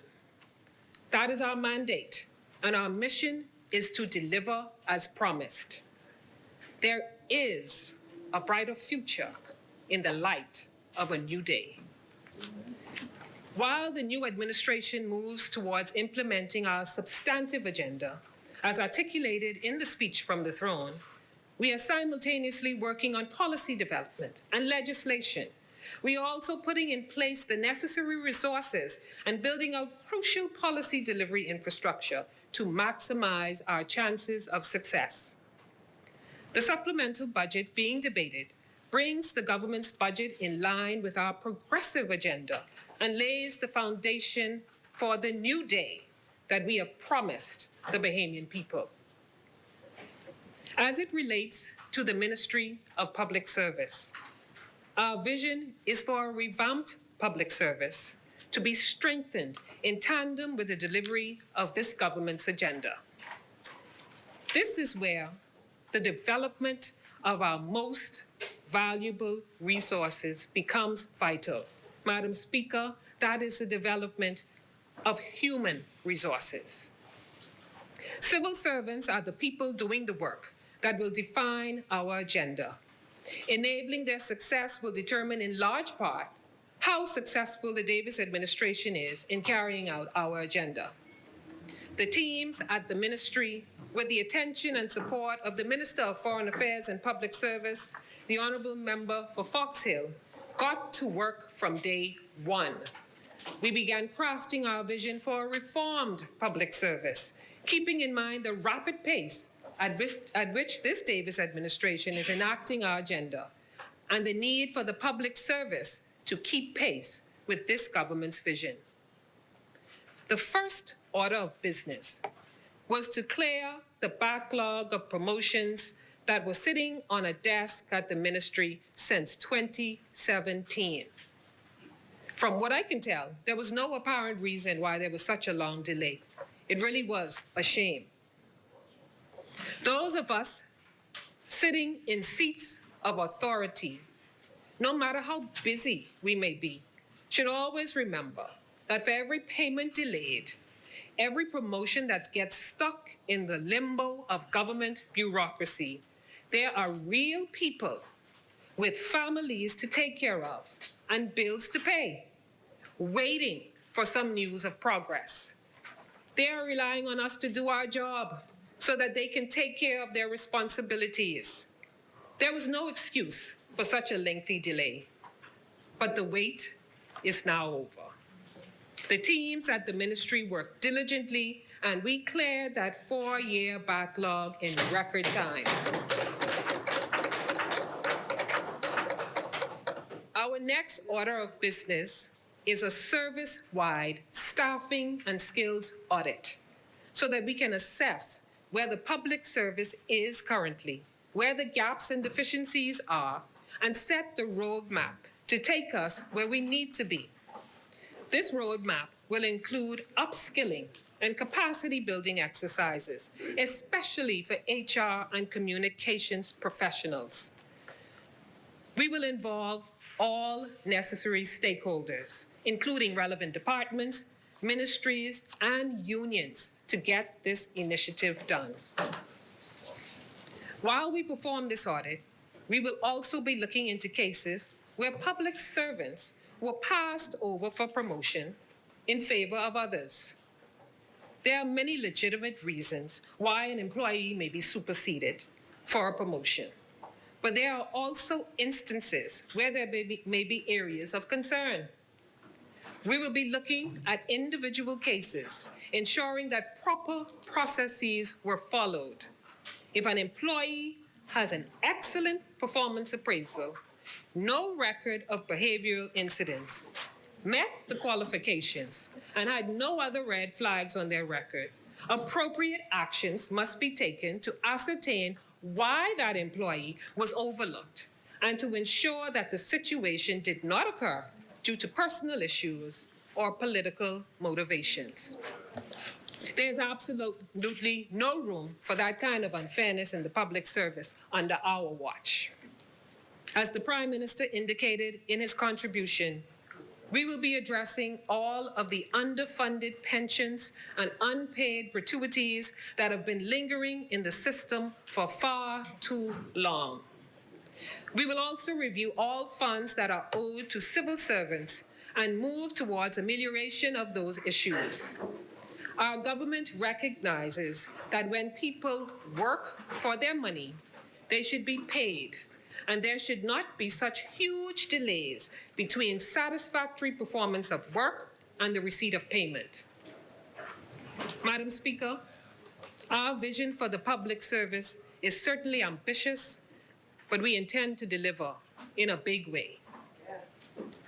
We must establish strategic authorities to supplement human resource administration across the public service.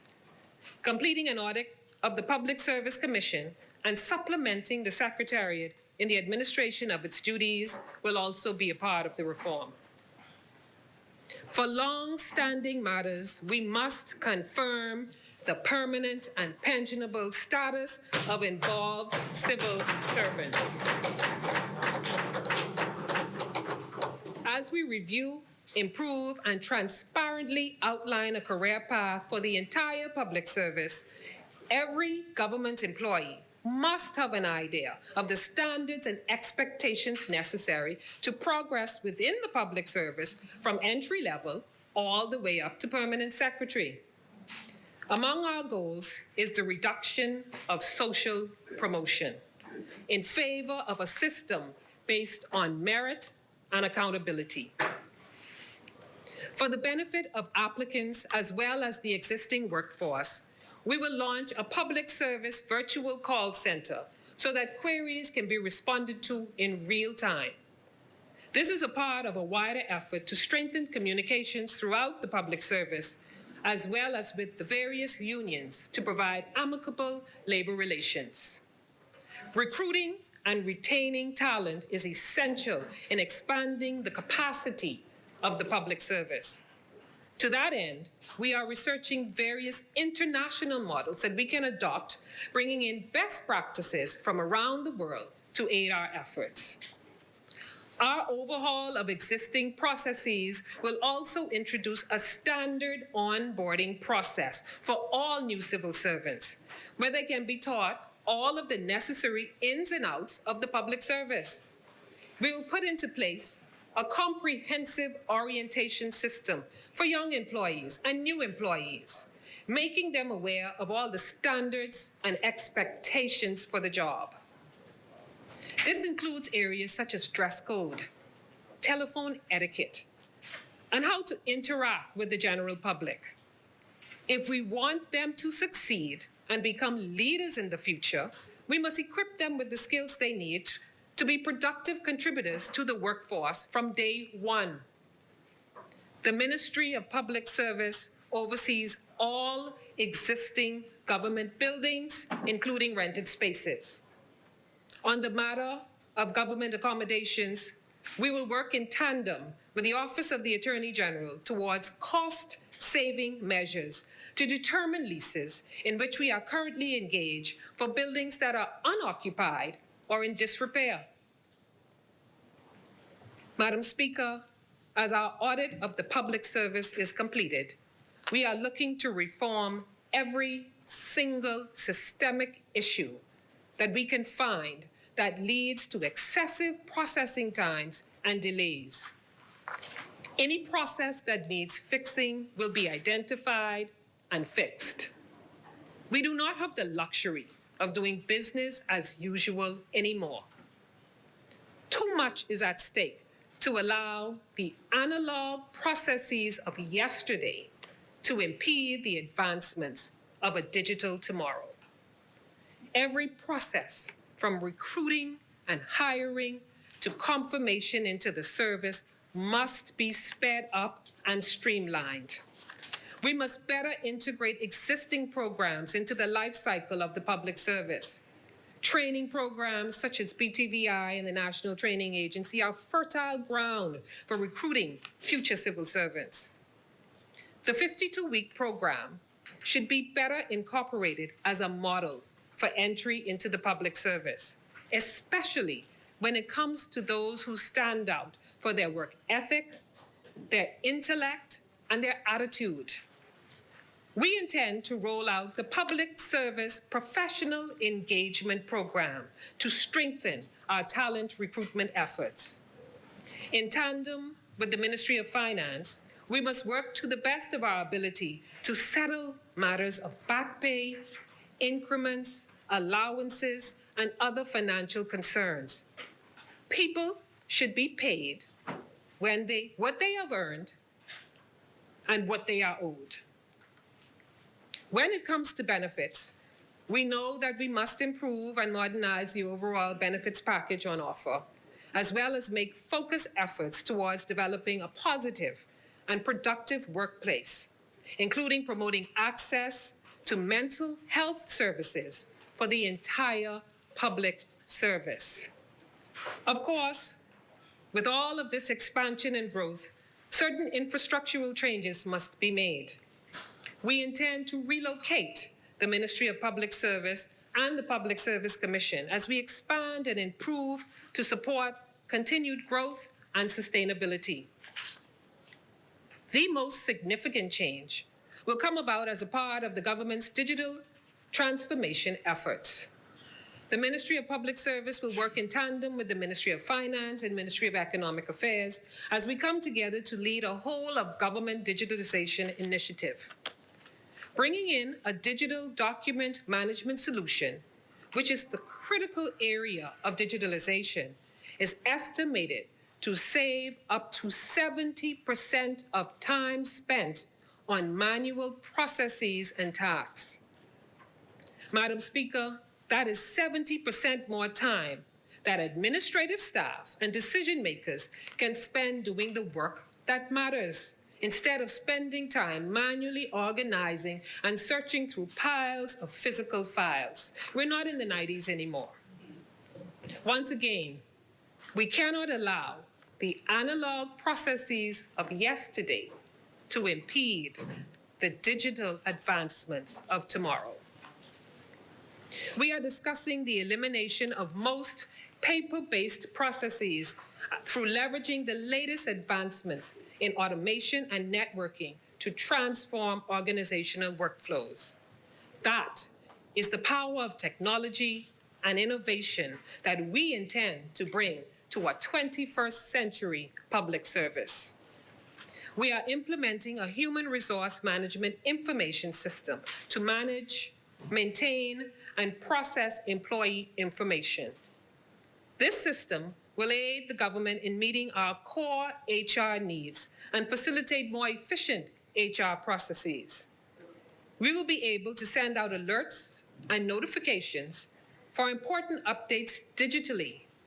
So, for example, when an employee's performance appraisal is due or completed, an alert can be sent out automatically and be escalated as necessary to the appropriate supervisor. Through digitizing critical HR processes, we will be able to conduct the government's business faster than ever. I wish to thank the hard-working staff of the Ministry of the Public Service, who have assisted with the exercises we've conducted so far, and I look forward to their continued support. Madam Speaker, I want to be clear. I was not put into this seat to make small changes or execute on minor, inconsequential vision. My job here is not to maintain the status quo. That is not what I'm about, and that is not what this Davis administration was elected to do. The time for small tweaks and tinkering is over. What we understand that the former administration failed to comprehend is that we cannot continue to preserve the status quo and expect things to turn around for our people. This is the time to reimagine what is possible, to shatter norms and shift paradigms, and that is what we are here to do. It is what we must do to preserve our nation, our public service for future generations. See, a new day is more than just a slogan. It was more than just getting these fellas out of power. We have been working from day one to deliver as promised for the Bahamian people. I look forward to seeing what we can achieve together and will do my part in pursuit of the goal of recreating the public service into a consistently efficient, productive environment. A work environment with high standards that encourages young people to see the public service as a viable option for their career. I thank again the great constituents of Golden Gates, and by extension, this great country. Madam Speaker, I therefore second the resolution. God bless the Commonwealth of the Bahamas.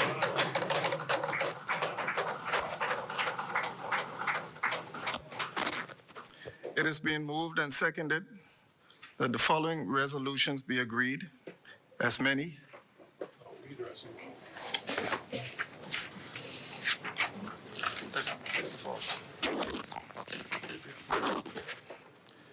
Resolved that a humble address be presented to His Excellency the Governor General, thanking him for the most gracious speech at the opening of Parliament.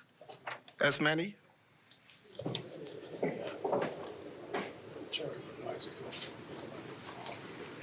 The chair recognizes the honorable member for Kalani. No, these are different stuff. Thank you very much, Mr. Speaker. Mr. Deputy Speaker, my apologies. Sir. Mr. Deputy, I wish to begin By thanking His Excellency the Governor General for the speech from the throne, Mr. Deputy, this past weekend, the heads of government of the G20 group of nations met in Rome. And the G20 is made up of the world's 20 biggest economies. The heads are traditionally joined at summits by their finance and economic ministers. And this year, because of the ongoing pandemic, they were also joined by their health ministers. The fact that the finance and economic ministers were joined by health ministers reflects the urgency G20 countries continue to place on coordinating policies and programs to address the COVID-19 pandemic that we experience today. The leaders understand, as we did when we were in office, that economic recovery and growth and the well-being of citizens is highly dependent on how we address this pandemic. And this includes, most importantly, the number of people vaccinated within our countries and around the world. It also includes other measures and necessary restrictions to address community spread and to make sure the healthcare facilities are not overwhelmed. Those economies with higher rates of vaccination will recover and grow faster than economies with lower rates of vaccination. A healthier economy is tied to a healthier vaccination rate. The G20 agreed to take measures to ensure that 70% of the global population is vaccinated against this COVID virus. A statement from the leaders noted, and I quote, "To help advance toward the global goals of vaccinating at least 40% of the population in all countries by the end of 2021 and 70% by mid-2022, we will take steps to help boost the supply of vaccines and essential medical products and inputs in developing countries and remove relevant supply and financing constraints." The G20 also created a task force to address the future pandemics. The leaders recognize that no country is safe from more dangerous outbreaks and variants unless a certain percentage of the population is vaccinated. This includes developing countries like the Bahamas. Mr. Deputy Speaker, we remain still in a deadly pandemic. The Bahamas will experience other waves. We must begin preparing for the upcoming waves, and we must begin now. The Bahamian people elected a different government, and we accept the will of the people. When we returned to office as a sitting Prime Minister, I would have given a national address within days to address the state of the pandemic. Indeed, throughout the pandemic, we held regular press conferences, and I addressed the nation on many occasions. In fact, more than any Prime Minister this country has ever seen. Unfortunately, the new Prime Minister had failed to give such an address thus far. Many Bahamians are confused as to what the government's plans are. The government seems to lack understanding and direction on dealing with the pandemic, just as an opposition. They have more than a communications problem. There's also policy issues. Last week, October 22nd, the Tribune published an editorial under the title, quote, "Dr. Darwell needs to take charge of COVID fight." The editorial stated, the COVID-19 pandemic continues to beset the nation and will do for some time yet to come, and it will be Dr. Dowell at the forefront of the fight against the virus. It went on in that light. His latest comments explaining why there has been an increase in deaths from the virus recently are far from comforting. It further states, after taking office, Dr. Dowell has pointed the finger of blame fairly firmly at the administration of Dr. Hubert Minnis for problems facing the country in the fight against COVID. First, it was a need for emergency funding. Then he blamed the shortage of vaccines on the former administration, claiming, I am quoting an article and I adopt it and I will sign it and table it. The Honorable Member for Exuma and Ragged Island. For the record, Mr. Deputy, it is customary in this place that when the member seek to quote from a daily, that he accepts that as his own. And up to this point, Mr. Deputy, he had not done so. And I don't want the former competent authority to be hiding behind some commentary in the daily paper. Thank you very much. Mr. Deputy, allow me to speak. I adopt the article as my own, and I will sign and table the document at the end of my presentation. Yes. The editorial continued. We are now nearing the end of October, and the fight against COVID is firmly in the new government's hands. And yesterday, Dr. Dowell spoke again on the issue. He suggested, continues, that one of the reasons for increased deaths at present is that people are leaving it too late to seek medical help. Mr. Deputy, Dr. Dowell knows very well, like I do, the Minister of Health, member for Tall Pines, knows very well, like I do, that individuals may be infected, they may not demonstrate positivity today, and diseases act differently in different individuals. And the records would reflect that there are numerous cases where cases would have been positive today, and within hours, individuals would have gone downhill. It's not a matter of weeks, it's not a matter of days. The records would reflect that individuals act differently. So the question one must ask, do they go to the hospital at the moment they are positive, knowing what can occur? And if that is the case, then the hospital will be overwhelmed with positivity in anticipation that some individuals may go downhill in a matter of hours and some may take weeks.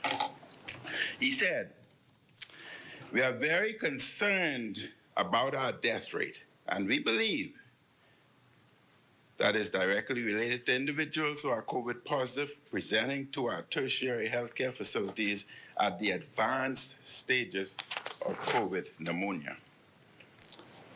The doctor added that the patients have great difficulty breathing. They call the emergency medical facilities and they present to the hospital with advanced stages of disease, and COVID is one of those slippery slopes. If you are one of those individuals who are on that slope, and the medical emergency team executes medical protocols to save you, there's going to be some individuals who are not going to take it, unfortunately. The editorial also stated, Mr. Deputy, that sounds dangerously close to blaming the patients for not calling the doctor soon enough. As Dr. Dowell moved on from blaming the FNM to blaming the dead, I'm quoting an article. As Dr. Dowell moved on from blaming the FNM to blaming, Mr. Speaker, as I have 30 minutes, I would appreciate if I could have less interference. Honorable Member for Exuma and Ragged Island. Because I have some very important matters to deal with as I progress. You may continue. As Dr. Dowell moved on from blaming the FNM to blaming the dead. If not, he ought to be clearer. More to the point, why all of a sudden would patients be delaying a call to medical experts for help in recent weeks? Even if that's the case, it surely represents a failure of leadership to pass on information to the country about when people should be seeking assistance. Most people aren't doctors. These are all quotes. You need not rise. They need to be aware of what to watch out for and when to pick up the phone to ask for help. The honorable point of order, the honorable member for Tall Pines. Thank you so much. Mr. Deputy, the member is quoting an article, and while he adopts the article, he is also putting in his own words. I would like him, if he's going to quote the article, quote it specifically and not interject your personal beliefs into the article, because I know what the article said, because I said the words myself. So be truthful and present the article as it was written and not as you interpret it to be written. Thank you very much, Mr. Speaker, Mr. Deputy. The article is read as written. I said, outside of the article, that Dr. Dowell knows very well that diseases act and behave differently in individuals, especially taking comorbidity into country. These are not debatable issues, Mr. Deputy. These are facts. Point of order. Facts. Point of order. Which he's a The physician, honorable member for and he Kalani. knows. Members. Quote the article. Do not infiltrate your personal beliefs and the degree of treatment into the article. State what the article is and move on. Mr. Deputy, it's unfortunate. Medical facts are not personal. Medical facts are international scientific facts, same as here, same as the US, same as Japan. I cannot change that, nor can he. Those are medical facts. Point of order. The honorable member for Tall Pines. Point of order, again. The former Prime Minister and the member for Kanali realize and know as a medical professional like myself that medical facts are medical facts. Treatment modalities is directly related to what's in front of you. And I made a statement that is based on information that came to my understanding, that many individuals throughout our country who were COVID positive and who were in isolation began to experience symptoms. These symptoms are more pronounced when the patient begins to move, and sometimes patients don't really know how sick they are. I made a statement to begin to notify Bahamians who are suffering from COVID that if they find themselves in a position, do not take the situation into their own hands and seek medical help. The way how they seek medical help is to contact our emergency medical services to notify them that they are in isolation and now they experience symptoms that are of respiratory concern. I clearly indicated to the Bahamian people that in the event that you are unaware, it is important to seek medical attention and move as quickly as you can. The article that he's quoting decided to quote me how they see fit, but I know exactly what I said. And I stand by what I said, and I stand by the fact that as a medical doctor, if I am in a position, it is my responsibility to notify the general population when to move, not to cast aspersions on anyone or to blame the dead. And I think that's disingenuous, and the member Kalani should know better. It's disgraceful. Mr. Speaker, Mr. Deputy, I made a statement, a scientific fact. That's not a scientific fact. That is your personal opinion. Members.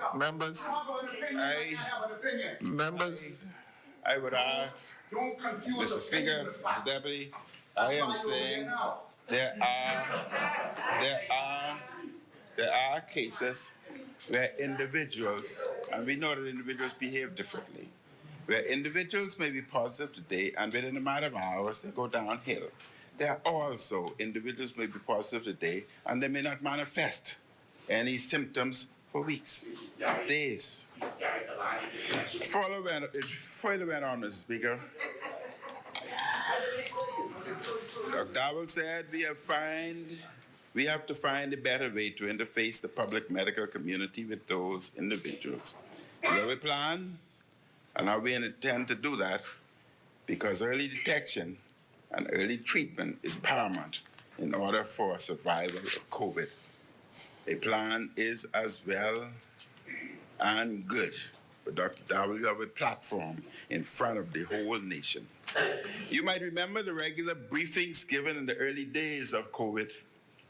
Why not avail yourself of that opportunity and stand up and tell the country what symptoms they should be looking out for as a trigger to call for help? Free testing appears to be one of the cornerstones of the PLP's plan, but that is so far only being rolled out in islands with smaller populations where there are spikes in cases. That isn't going to catch an early case in, for example, say, Fox Hill or Golden Gate. So what is the plan for the rest of the country? It went on. Does Dr. Dowell have any evidence that people are changing their behavior in terms of when to call for help? If so, show us. And make clear what people need to do if they fear they are infected with this deadly virus. What we need is not a sense of apportioning blame, but information.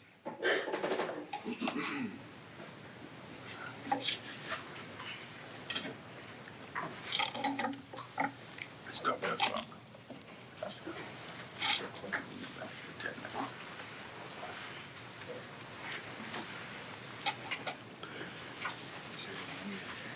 Yeah. That was the man, the hot seat. It's now up to him. This is very disturbing editorial, Madam Speaker. It represents the views of the opposition and many Bahamians that the new administration seems lost. The Prime Minister is in the main seat, and it's up to him now. Throughout the Caribbean, in the United States and the United Kingdom and other countries, the pandemic response has been led by the heads of government. In the United States, the White House regularly briefs the public. In Britain, there are regular briefings from 10 Downing Street, the location of the office of the Prime Minister. The Bahamas Prime Minister appears to be missing in action on the pandemic. The chair recognizes the honourable member for Exuma and Ragged Island. Madam Speaker, the outgoing leader of the opposition is casting aspersions that he knows not to be true. The Prime Minister, on multiple occasions, has communicated actively with the press. He's made statements, and he's made national addresses. The Prime Minister decides when he speaks and what he discusses. The former Prime Minister never took questions from the press. This Prime Minister speaks with the press. The former Prime Minister was belligerent to the press. This Prime Minister accepts questions from the press. This is what a new day looks like. And I know Madam Speaker, I asked the member for Kalani restrain himself and not cast negative aspersions on the communication team of the Prime Minister and the office of the Prime Minister, which he knows not to be true. Thank you, honourable member. The chair recognizes the honourable member for Kalani. Thank you very much, Madam Speaker. Madam Speaker, if the member for Exuma and Ragged Island was listening very carefully, the member would have heard me distinctly say I was referring to press conferences with specifically with respect to the pandemic. If he listened carefully, he would note that the 4 minutes of demonstrating his oratory skills were not necessary. Madam Speaker, the opposition and many Bahamians were alarmed and still have grave concerns on the handling of the pandemic in the Family Islands. My government, when in office, had a firm policy concerning the Family Islands. What is the policy? Our policy generally worked. What is the policy? Our island communities do not have a major hospital, Members. do not have the major hospitals and intensive care units that exist both in New Providence and Grand Bahama. We knew that if the virus was allowed to run wild in the Family Islands, it would be difficult to treat the sick individuals. And since coming to office, the government has loosened some of those restrictions. In recent weeks, there have been outbreaks in several Family Islands. Residents have gotten seriously ill and some have died. What is most shocking about these outbreaks is news of them often broke on social media. Journalists or people from the areas told of deteriorating situations.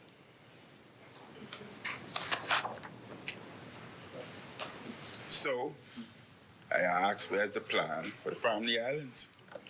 Where's the plan to protect our island communities that do not have big hospitals to deal with such surge? We in the opposition also asked, in the name of the Bahamian people, for full disclosure from the government. How many Family Island residents have died in the past few weeks in the surges across the archipelago? Does the government even know? On the campaign trail, the now government promised mass testing. When will this free mass testing begin? What type of free testing does the government plan to offer? PCR tests are the top level test for the virus that causes the COVID. It is the intention of this government to make mass testing PCR type free? Do they have the number of tests required, and how much will it cost? How frequently? And the member would know this very well, and I'm asking this specifically to the member. How frequently will they do these tests? Madam President, Yes. thank you so much. The chair recognizes the honorable member for I think this is on a point of clarification, if the member Kalani would allow me to do so. Please. Yes, he mentioned the Family Islands and this administration plan to address the Family Islands.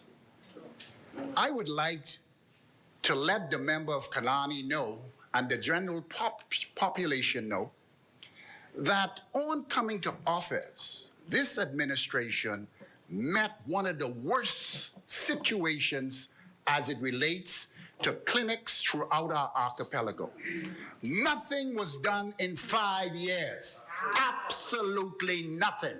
And the member Kalani should hold his head down in shame as the former Prime Minister and as a medical doctor. You should hold your head in shame as you go through the Family Islands, and you should be careful how you twist your mouth to talk about the people of the Family Islands. When we came in, we met a situation burning as a direct result of neglect from the former administration. There was a cluster that was untaken care of, and as minister, I was catapulted to be able to address the situation.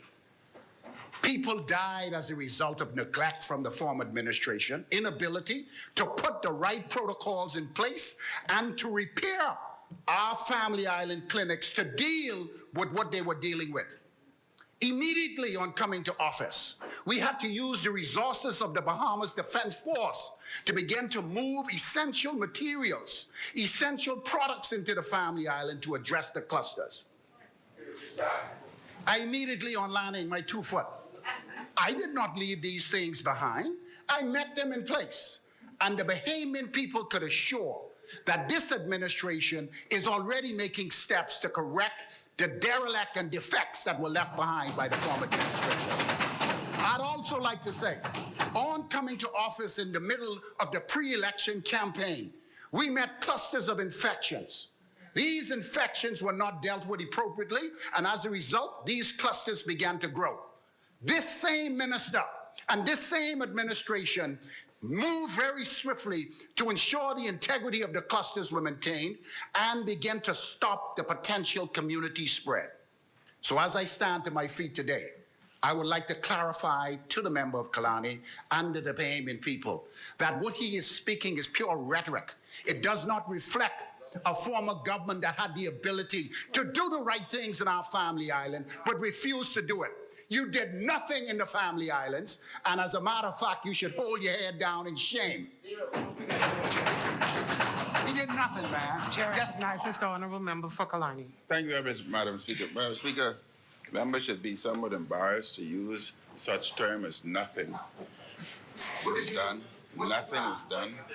No government, even them, when they were in government, I can say did nothing. The member should not use such term. But from a scientific perspective, I would ask the member to do an analysis of the number of deaths that occurred in the family islands when we were in versus when they were in, versus them presently in office. The member would also know that in the medical community, prevention is the most important aspect of healthcare. We practice prevention to the fullest so as to minimize infections being introduced in the family island. With prevention, Mr. Speaker, then you need not go to the tertiary type care that the member speaks of. Allow me to carry on. You had your time, please. How frequent will they do these tests? And that is important, Madam Speaker. That is important because the member knows that a test can be done today, negative, and 3 days later, positive. And therefore, those are questions that has to be answered. Do they have the number of personnel needed to give the test and to do the lab work on the test? How quickly will they notify individuals about their test results?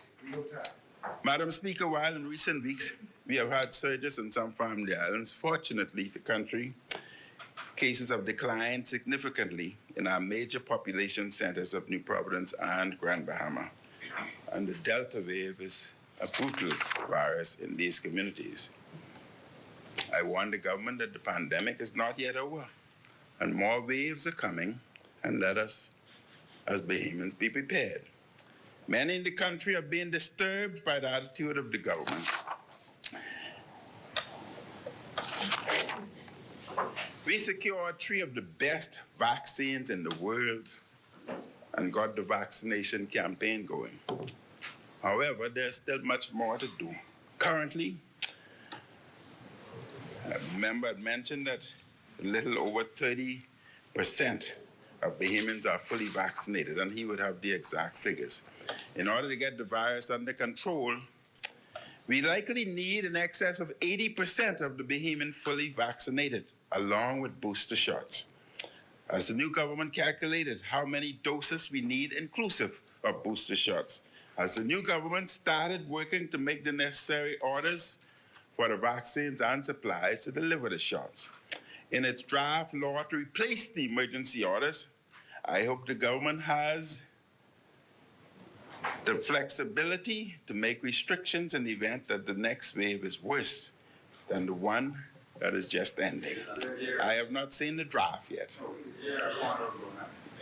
Governing in pandemics is very difficult. Every world's leader and government at that time was battling through the difficult policy decisions that had to be made. Yet the side opposite said it had plans to fight the pandemic. Well, now it's their time. From how this government failed the family islands in its first test, we on this side have no confidence in their ability. I again advise all eligible Bahamians to get vaccinated. I advise all Bahamians to continue abiding by the common sense public health measures we set out in the course. Okay. I also warn Bahamians to follow the COVID-19 dashboard.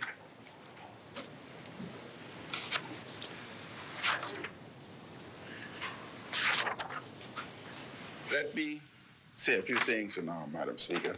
Economists and others are predicting continued difficulties in global economy for some time. And this includes increased energy costs, high inflation, shortages in food and other essential goods, and supply chain problems.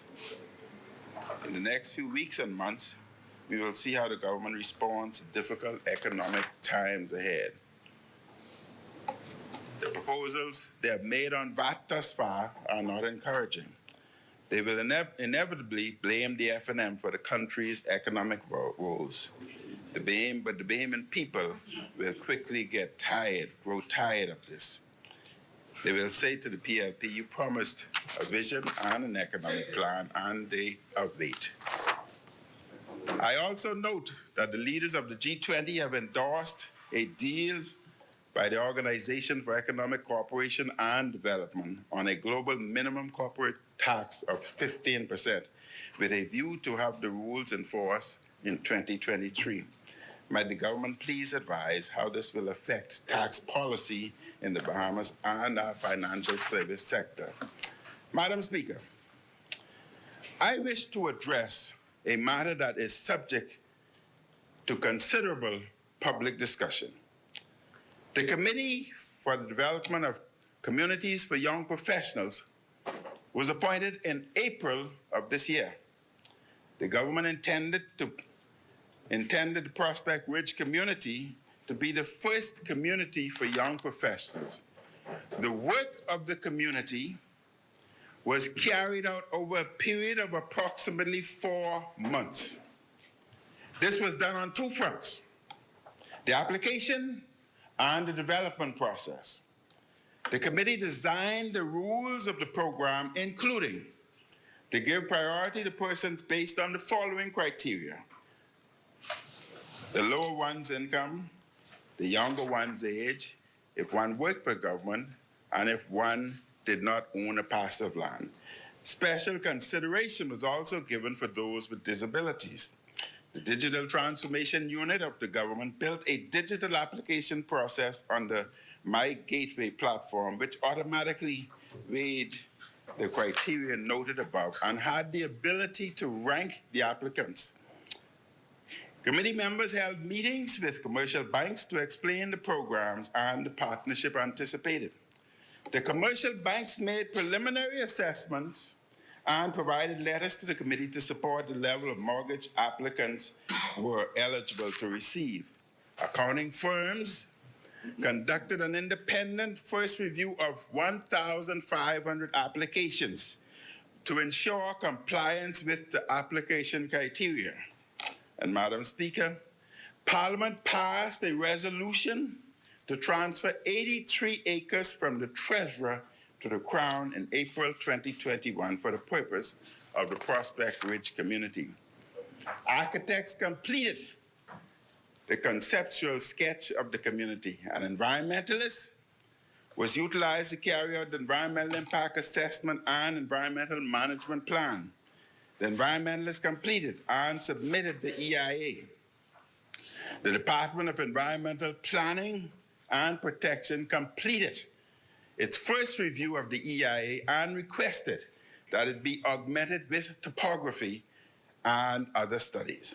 The committee carried out the bidding procurement process to engage service providers to carry out the infrastructural and architectural drawings for the community based on the conceptual sketch and other specified criteria. The bid submissions were evaluated and a recommendation made to Cabinet for approval. The bid process and assessment involved the technical experts of both the Ministry of Work and the Ministry of Housing. Cabinet agreed upon the service providers, and the Office of Prime Minister Communications communicated this to the successful lead bidder and requested a draft contract. I note this information for the benefit of the House and the public. Questions were asked by one of, I think, the minister responsible for housing, that who are we sure the property belongs to us? Madam Speaker, In 1945, the government acquired the property for water and sewage for well fields.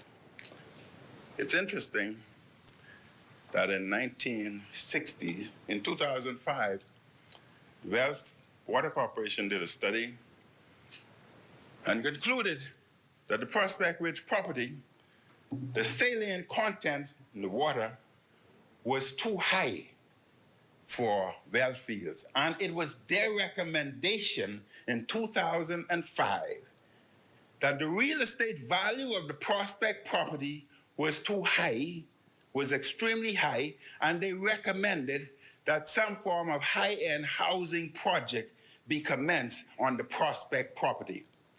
The question was also asked as to individuals encroaching or owning portion of the Prospect. Yes, there was one particular individual whose name I would not call, who wrote the ministry informing that they had ownership to a portion which did not compromise the 83 acres. It does not compromise. Their ownership comprised of 290 by 201 foot of property, which does not compromise. And yes, there are 3 additional individuals whose name I will not call, who encroach on the property, and it was our intention to review their encroachment to determine whether it's permanent structure or just temporary structure, so as to make determination as to go forward. It was also stated, Madam Speaker, that the cost of the property is too low and that it should be increased. We had assessed 300 properties, 300. We had done a preliminary study for the infrastructural cost. Madam Speaker, this is the last point I want to complete. If you would allow me even an additional 2 minutes to complete such point. I think this is very important for people here. 300 lots. First of all, as was stated by the member for Charlotte in his capacity of Minister of Works, and I totally agree with him, that the government has an innate responsibility to put infrastructure within communities. And I totally agree with him. Madam Speaker, a preliminary assessment of the lot for the infrastructure was $16 million. The land is the people's land. It's not my land, it's not your land, it's the people's land. So that's theirs. The infrastructure, which is the government's responsibility, and I totally agree with you, is $16 million. If we were to divide the 300 lots into the $16 million, then the property value is $53,000. If you want to help young people, $53,000. We made a determination that it should be $40,000 and $50,000, and with a lot of concessions, tax breaks, etc. It was stated that that is too high. That is not too high. The cost should even go lower because it's their property. The government has an innate responsibility to put the infrastructure in. And if the government wanted individuals to pay just for the infrastructure, it should not be more than $53,000. Everything was approved. 1,500 individuals had gotten bank and financial assessment and determination to proceed. You can incur a construction boom. The price should go down, especially now with VAT being introduced on insurance and the cost of living going up, construction going up. If we want to be fair to the Bahamian people, it's already their land. Government has an innate responsibility to put in infrastructure. The land should now be decreased to $30,000 to $40,000 or even less. Just as we did with the land in Grand Bahama. Madam Speaker, may I have 1 minute? The member continues on his time. He knows. I've asked. You were not You don't granted. run this house, you know. Madam Speaker, whilst the member did ask, the Speaker did not grant that permission. But yet he continues, Madam Speaker. And I'm just cautioning the member not to attempt to take advantage, Madam Speaker. Yeah, thanks. Honorable Member Fokalani. Madam Speaker, I asked if I can have an additional 2 minutes to complete just this one point. Now, I will afford you this time. and it will not be the practice of this House to afford any extra time to members. But let's avoid the theatrics and let's get on with the business. That takes up a considerable lot of time. So all of the hand waving and the movements, let's read and let's get the work done. Honourable Member, your 2 minutes has begun. Madam Speaker, I say the cost of the property should, not as was stated by the minister responsible, increase. The cost should decrease. As we did in East End, Grand Bahama, when we thought the property was too high for the average individual, we decreased the cost by 50%. As we did with Adastra, when we thought that the cost of the homes were too high, as we decreased the cost to the homes that were there by 20 and in some instances $40,000 to assist. The cost should come down, Madam Speaker, especially with the cost of living as occurs today.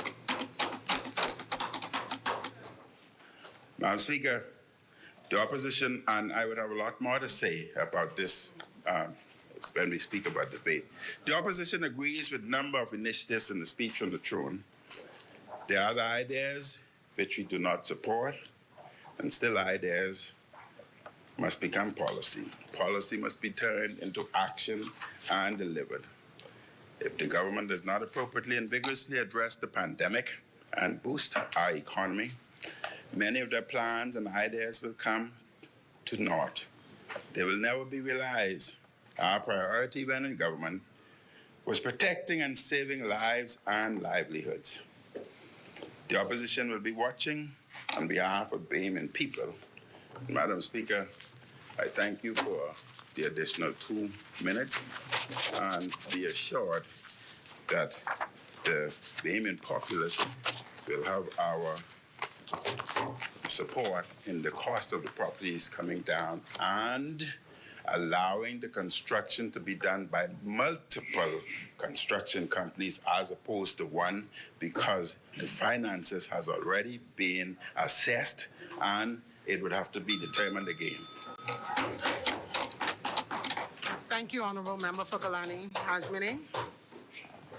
Madam The Speaker, chair recognizes the Madam Honourable Member Speaker, for the West Palm member for Exuma and Ragged Island did oppose to the 2 minutes being given the member for Kalani.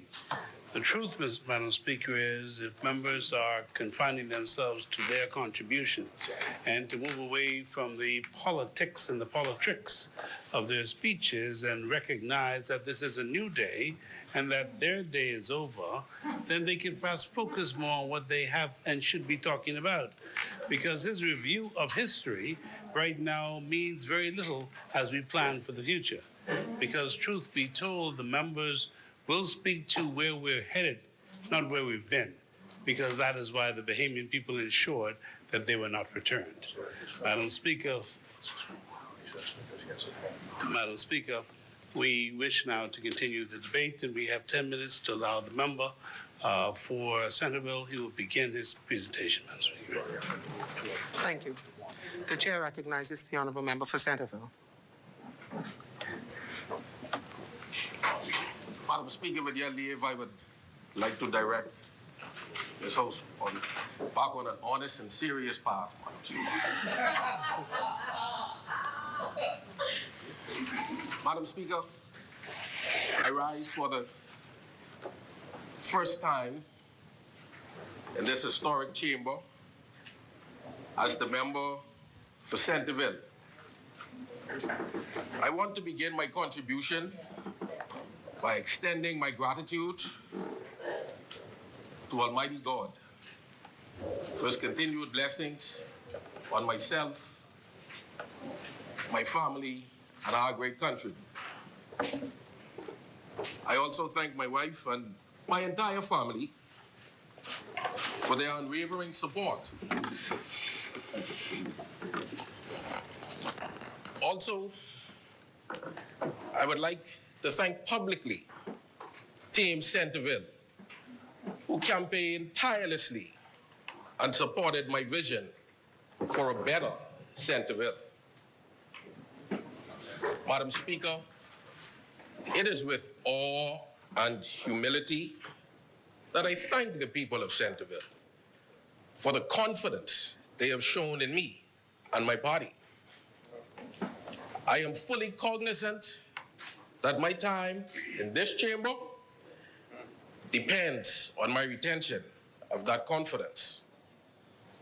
And I pledge to do my utmost to ensure that I represent them well in and outside this honorable House. Madam Speaker, I went door to door, meeting and speaking with residents who expressed their concerns and shared plans on how we can work together as a community. I ran on a platform of education, empowerment, and employment.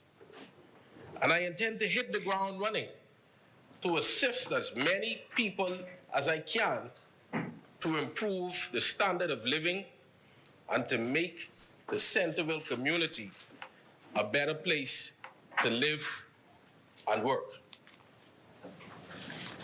Madam Speaker, during our campaign, I released a document called Our Focus for a Better Centerville,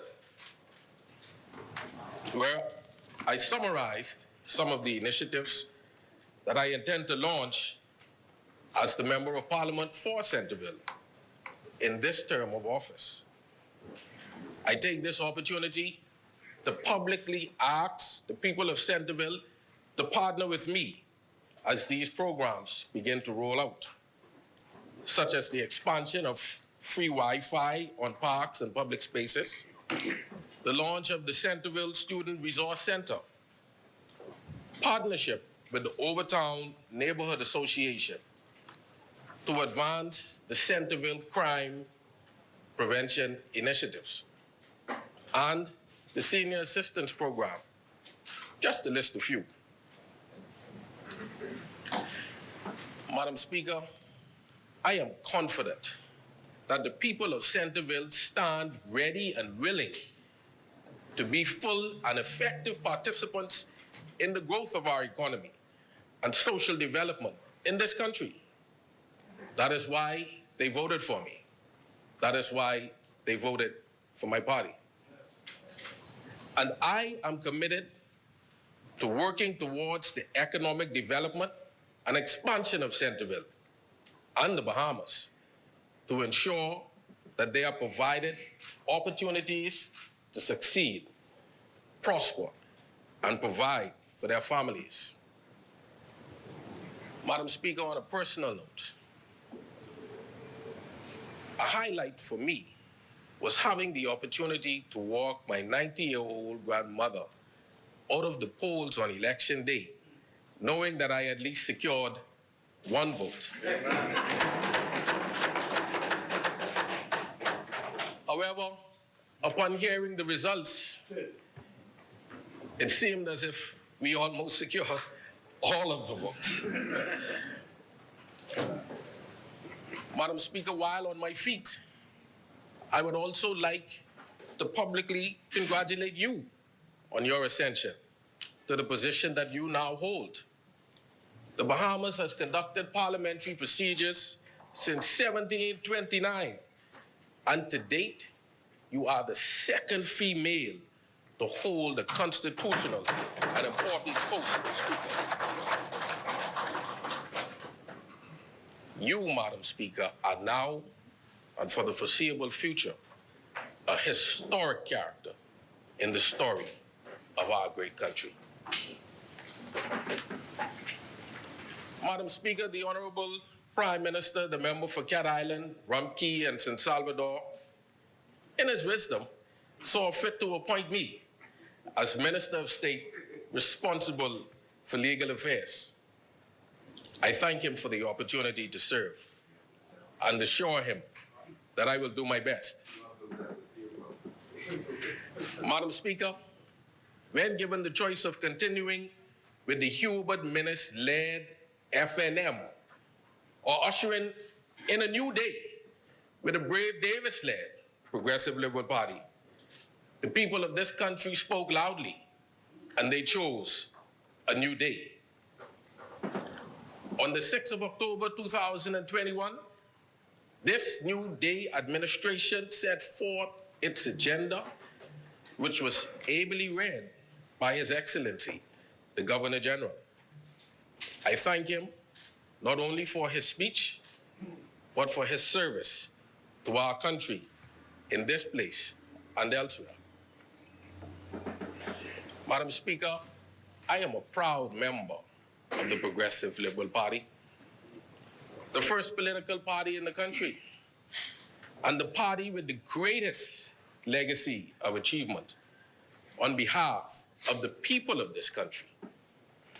Contrary to what those on the other side would have the Bahamian people believe, our country to this day relies heavily on programs and initiatives implemented by a PLP administration. This is a fact which can be researched and substantiated by anyone. The F&M leaves behind large deficits, we lower them. They leave high unemployment, we find meaningful employment for our people. They make horrible deals like the BTC fire sale, the Oban deal, the purchase of Alukaya, which do little to nothing to advance our people. The PLP rectifies it wherever possible.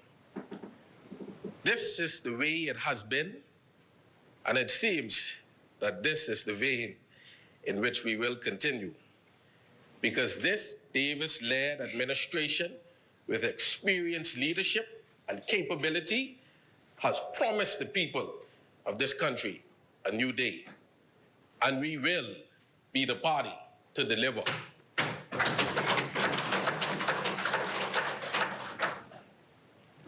Madam Speaker, we all can agree that justice is a pillar of any democracy, a strong pillar. The people of this country must be ably assured that if they need to utilize our court system, whether as a defendant, a complainant, witness, or juror, that they can rely on the administration of justice to be equal and blind. Around the world, we bear witness to how fragile democracy is. It is something that must be guarded jealously by those who have that responsibility. This administration understands the importance of justice. In our last term in office, strides were made as it pertains to the administration of justice. We built more courtrooms. The conviction rate in criminal trials rose from 31% in 2012 to 67% in 2016. We opened the Public Defender's Office, and 140 more cases were disposed of before the Supreme Court in 2015 than in 2012. Madam Speaker, in this year's speech from the throne, this administration has committed to continuing to improve the administration of justice and to provide equitable justice to all Bahamians.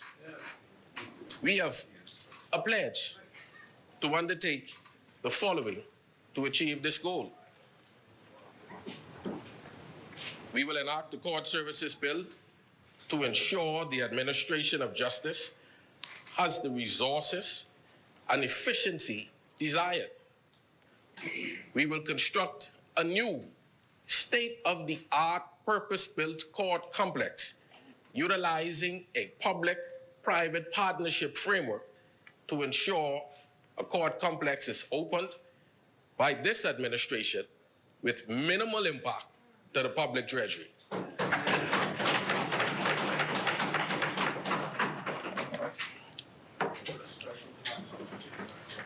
Criminal prosecutions will ensure the Department of Public Prosecutions is organized and run in a fashion whereby the administration of justice is continuous, efficient, and equitable. the need to ensure that as a matter of operations, there are adequate prosecutors, the infrastructure of the prosecution process is properly coordinated and achieved through a multi-agency approach. And the courts are no longer viewed as a place where prosecutions simply go to die. We will pass necessary legislation and make legislative amendments to facilitate the operation of the Juveniles Court and the creation of a sexual offenses court where victims are given the dignity of privacy and protection in order to bring about justice for those heinous crimes. We will seek to strengthen the parole board at the Bahamas Department of Corrections by implementing active and consistent review boards. We also seek to strengthen prison rehabilitation and halfway houses to prepare inmates for their release into society. As it relates to compassionate social relief plus strengthened security, we will seek to implement legislation that will create an ombudsman system and/or independent tribunal for the complaints and corruption unit of the Royal Bahamas Police Force. For too long, officers have been the judges over themselves, and this ought not continue be the case, as it leaves room for unfair verdicts, even if unintentionally so.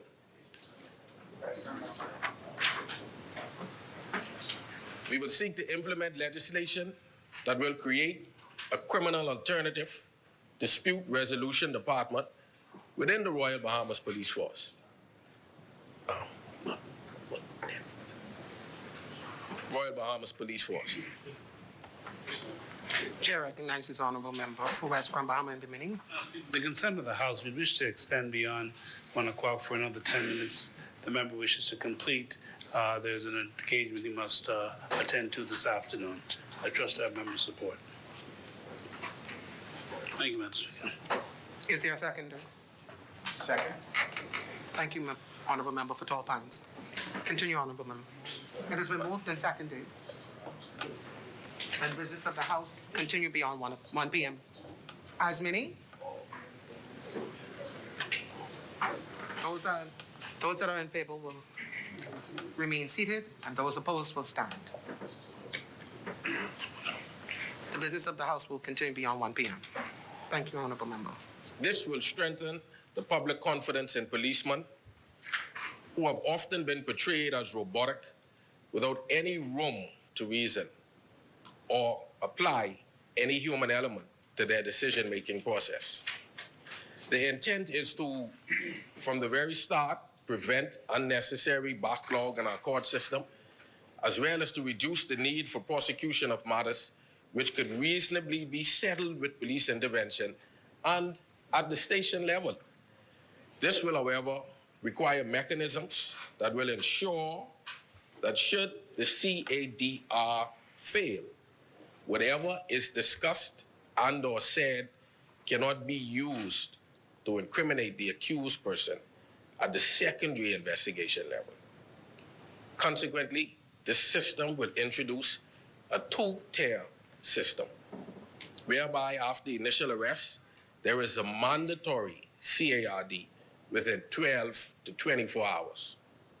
And should that not prove successful, then the process moves to a full and thorough investigation, as is the case, presently the case.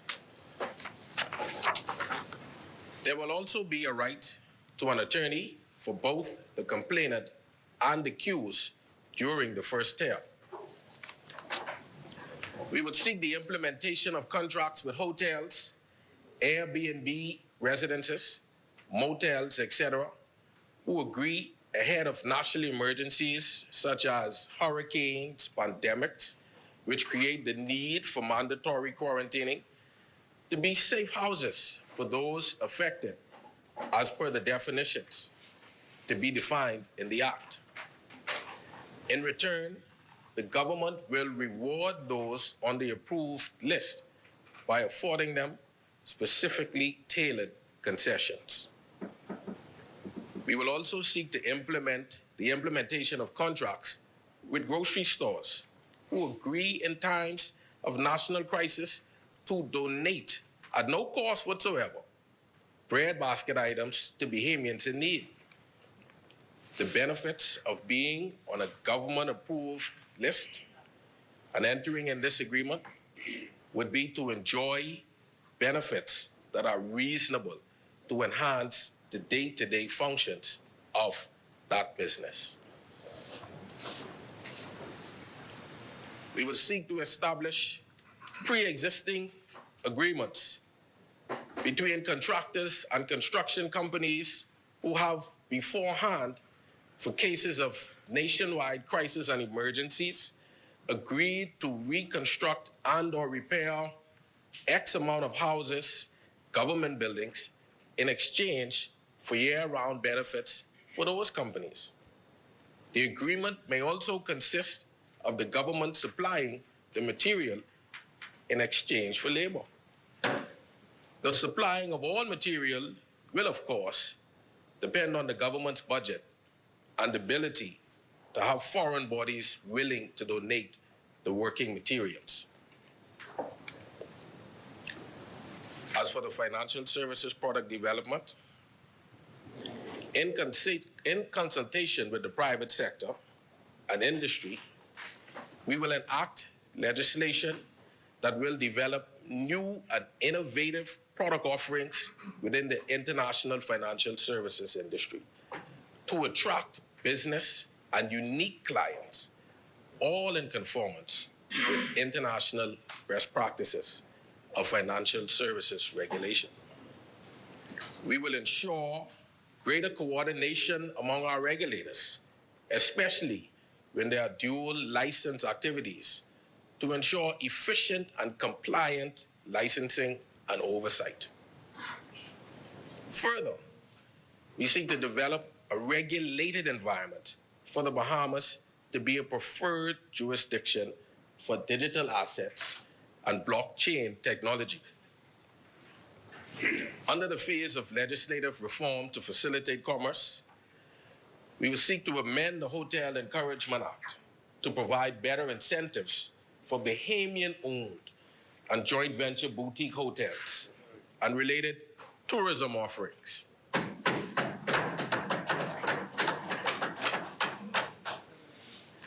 We will seek to ensure that heads of agreement with developers and hotels have commitments for the greater involvement of Bahamian professionals in all industries, including the creative industries, agribusiness, consumables, and other Bahamian products suitable for use in the tourism industry, and to ensure that such provisions are complied with. We will seek legislation to create tax incentives for small and medium-sized enterprises owned by Bahamians. As it relates to the introduction of a meaningful cannabis industry, this government will seek to enact appropriate legislation that will enable the lawful exploitation of the cannabis industry, creating an additional economic pillar for Bahamians. We will, in achieving such a comprehensive regulatory framework, will be enacted for growing, harvesting, production, and export of cannabis and its byproducts, with a goal of ensuring participation on a broad basis for Bahamians in this industry. We will also seek towards the decriminalization of minor marijuana offenses and the expunging of records from minor marijuana offenses. This would be primarily aimed at minor offenses and or persons who were not necessarily juveniles, but young persons between the ages of 18 to 25 years of age at the time of the commission of their offense. As per COVID-19 related reforms, we seek to expunge records of minor offenses due to violations of those emergency orders.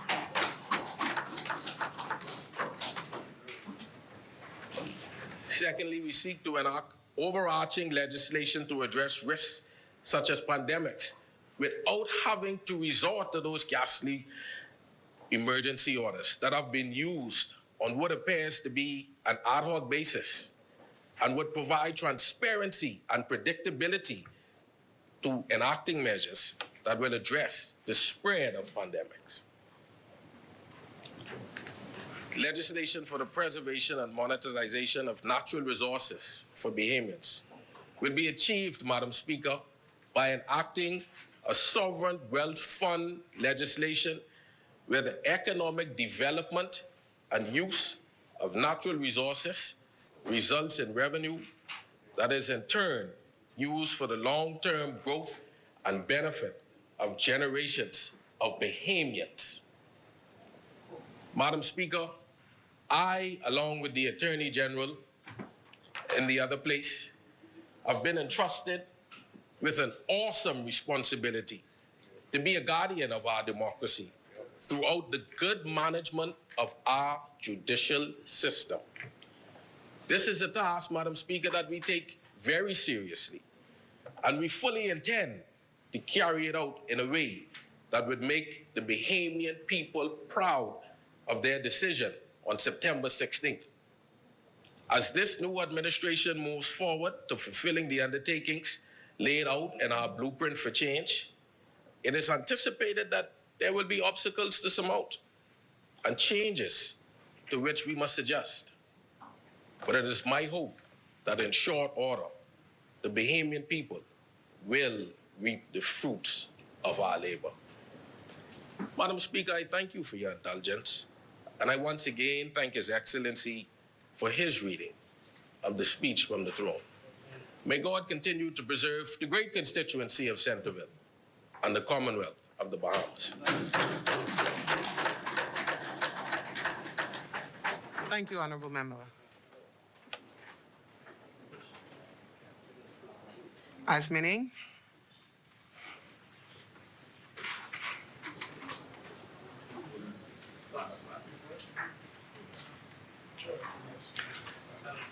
the chair.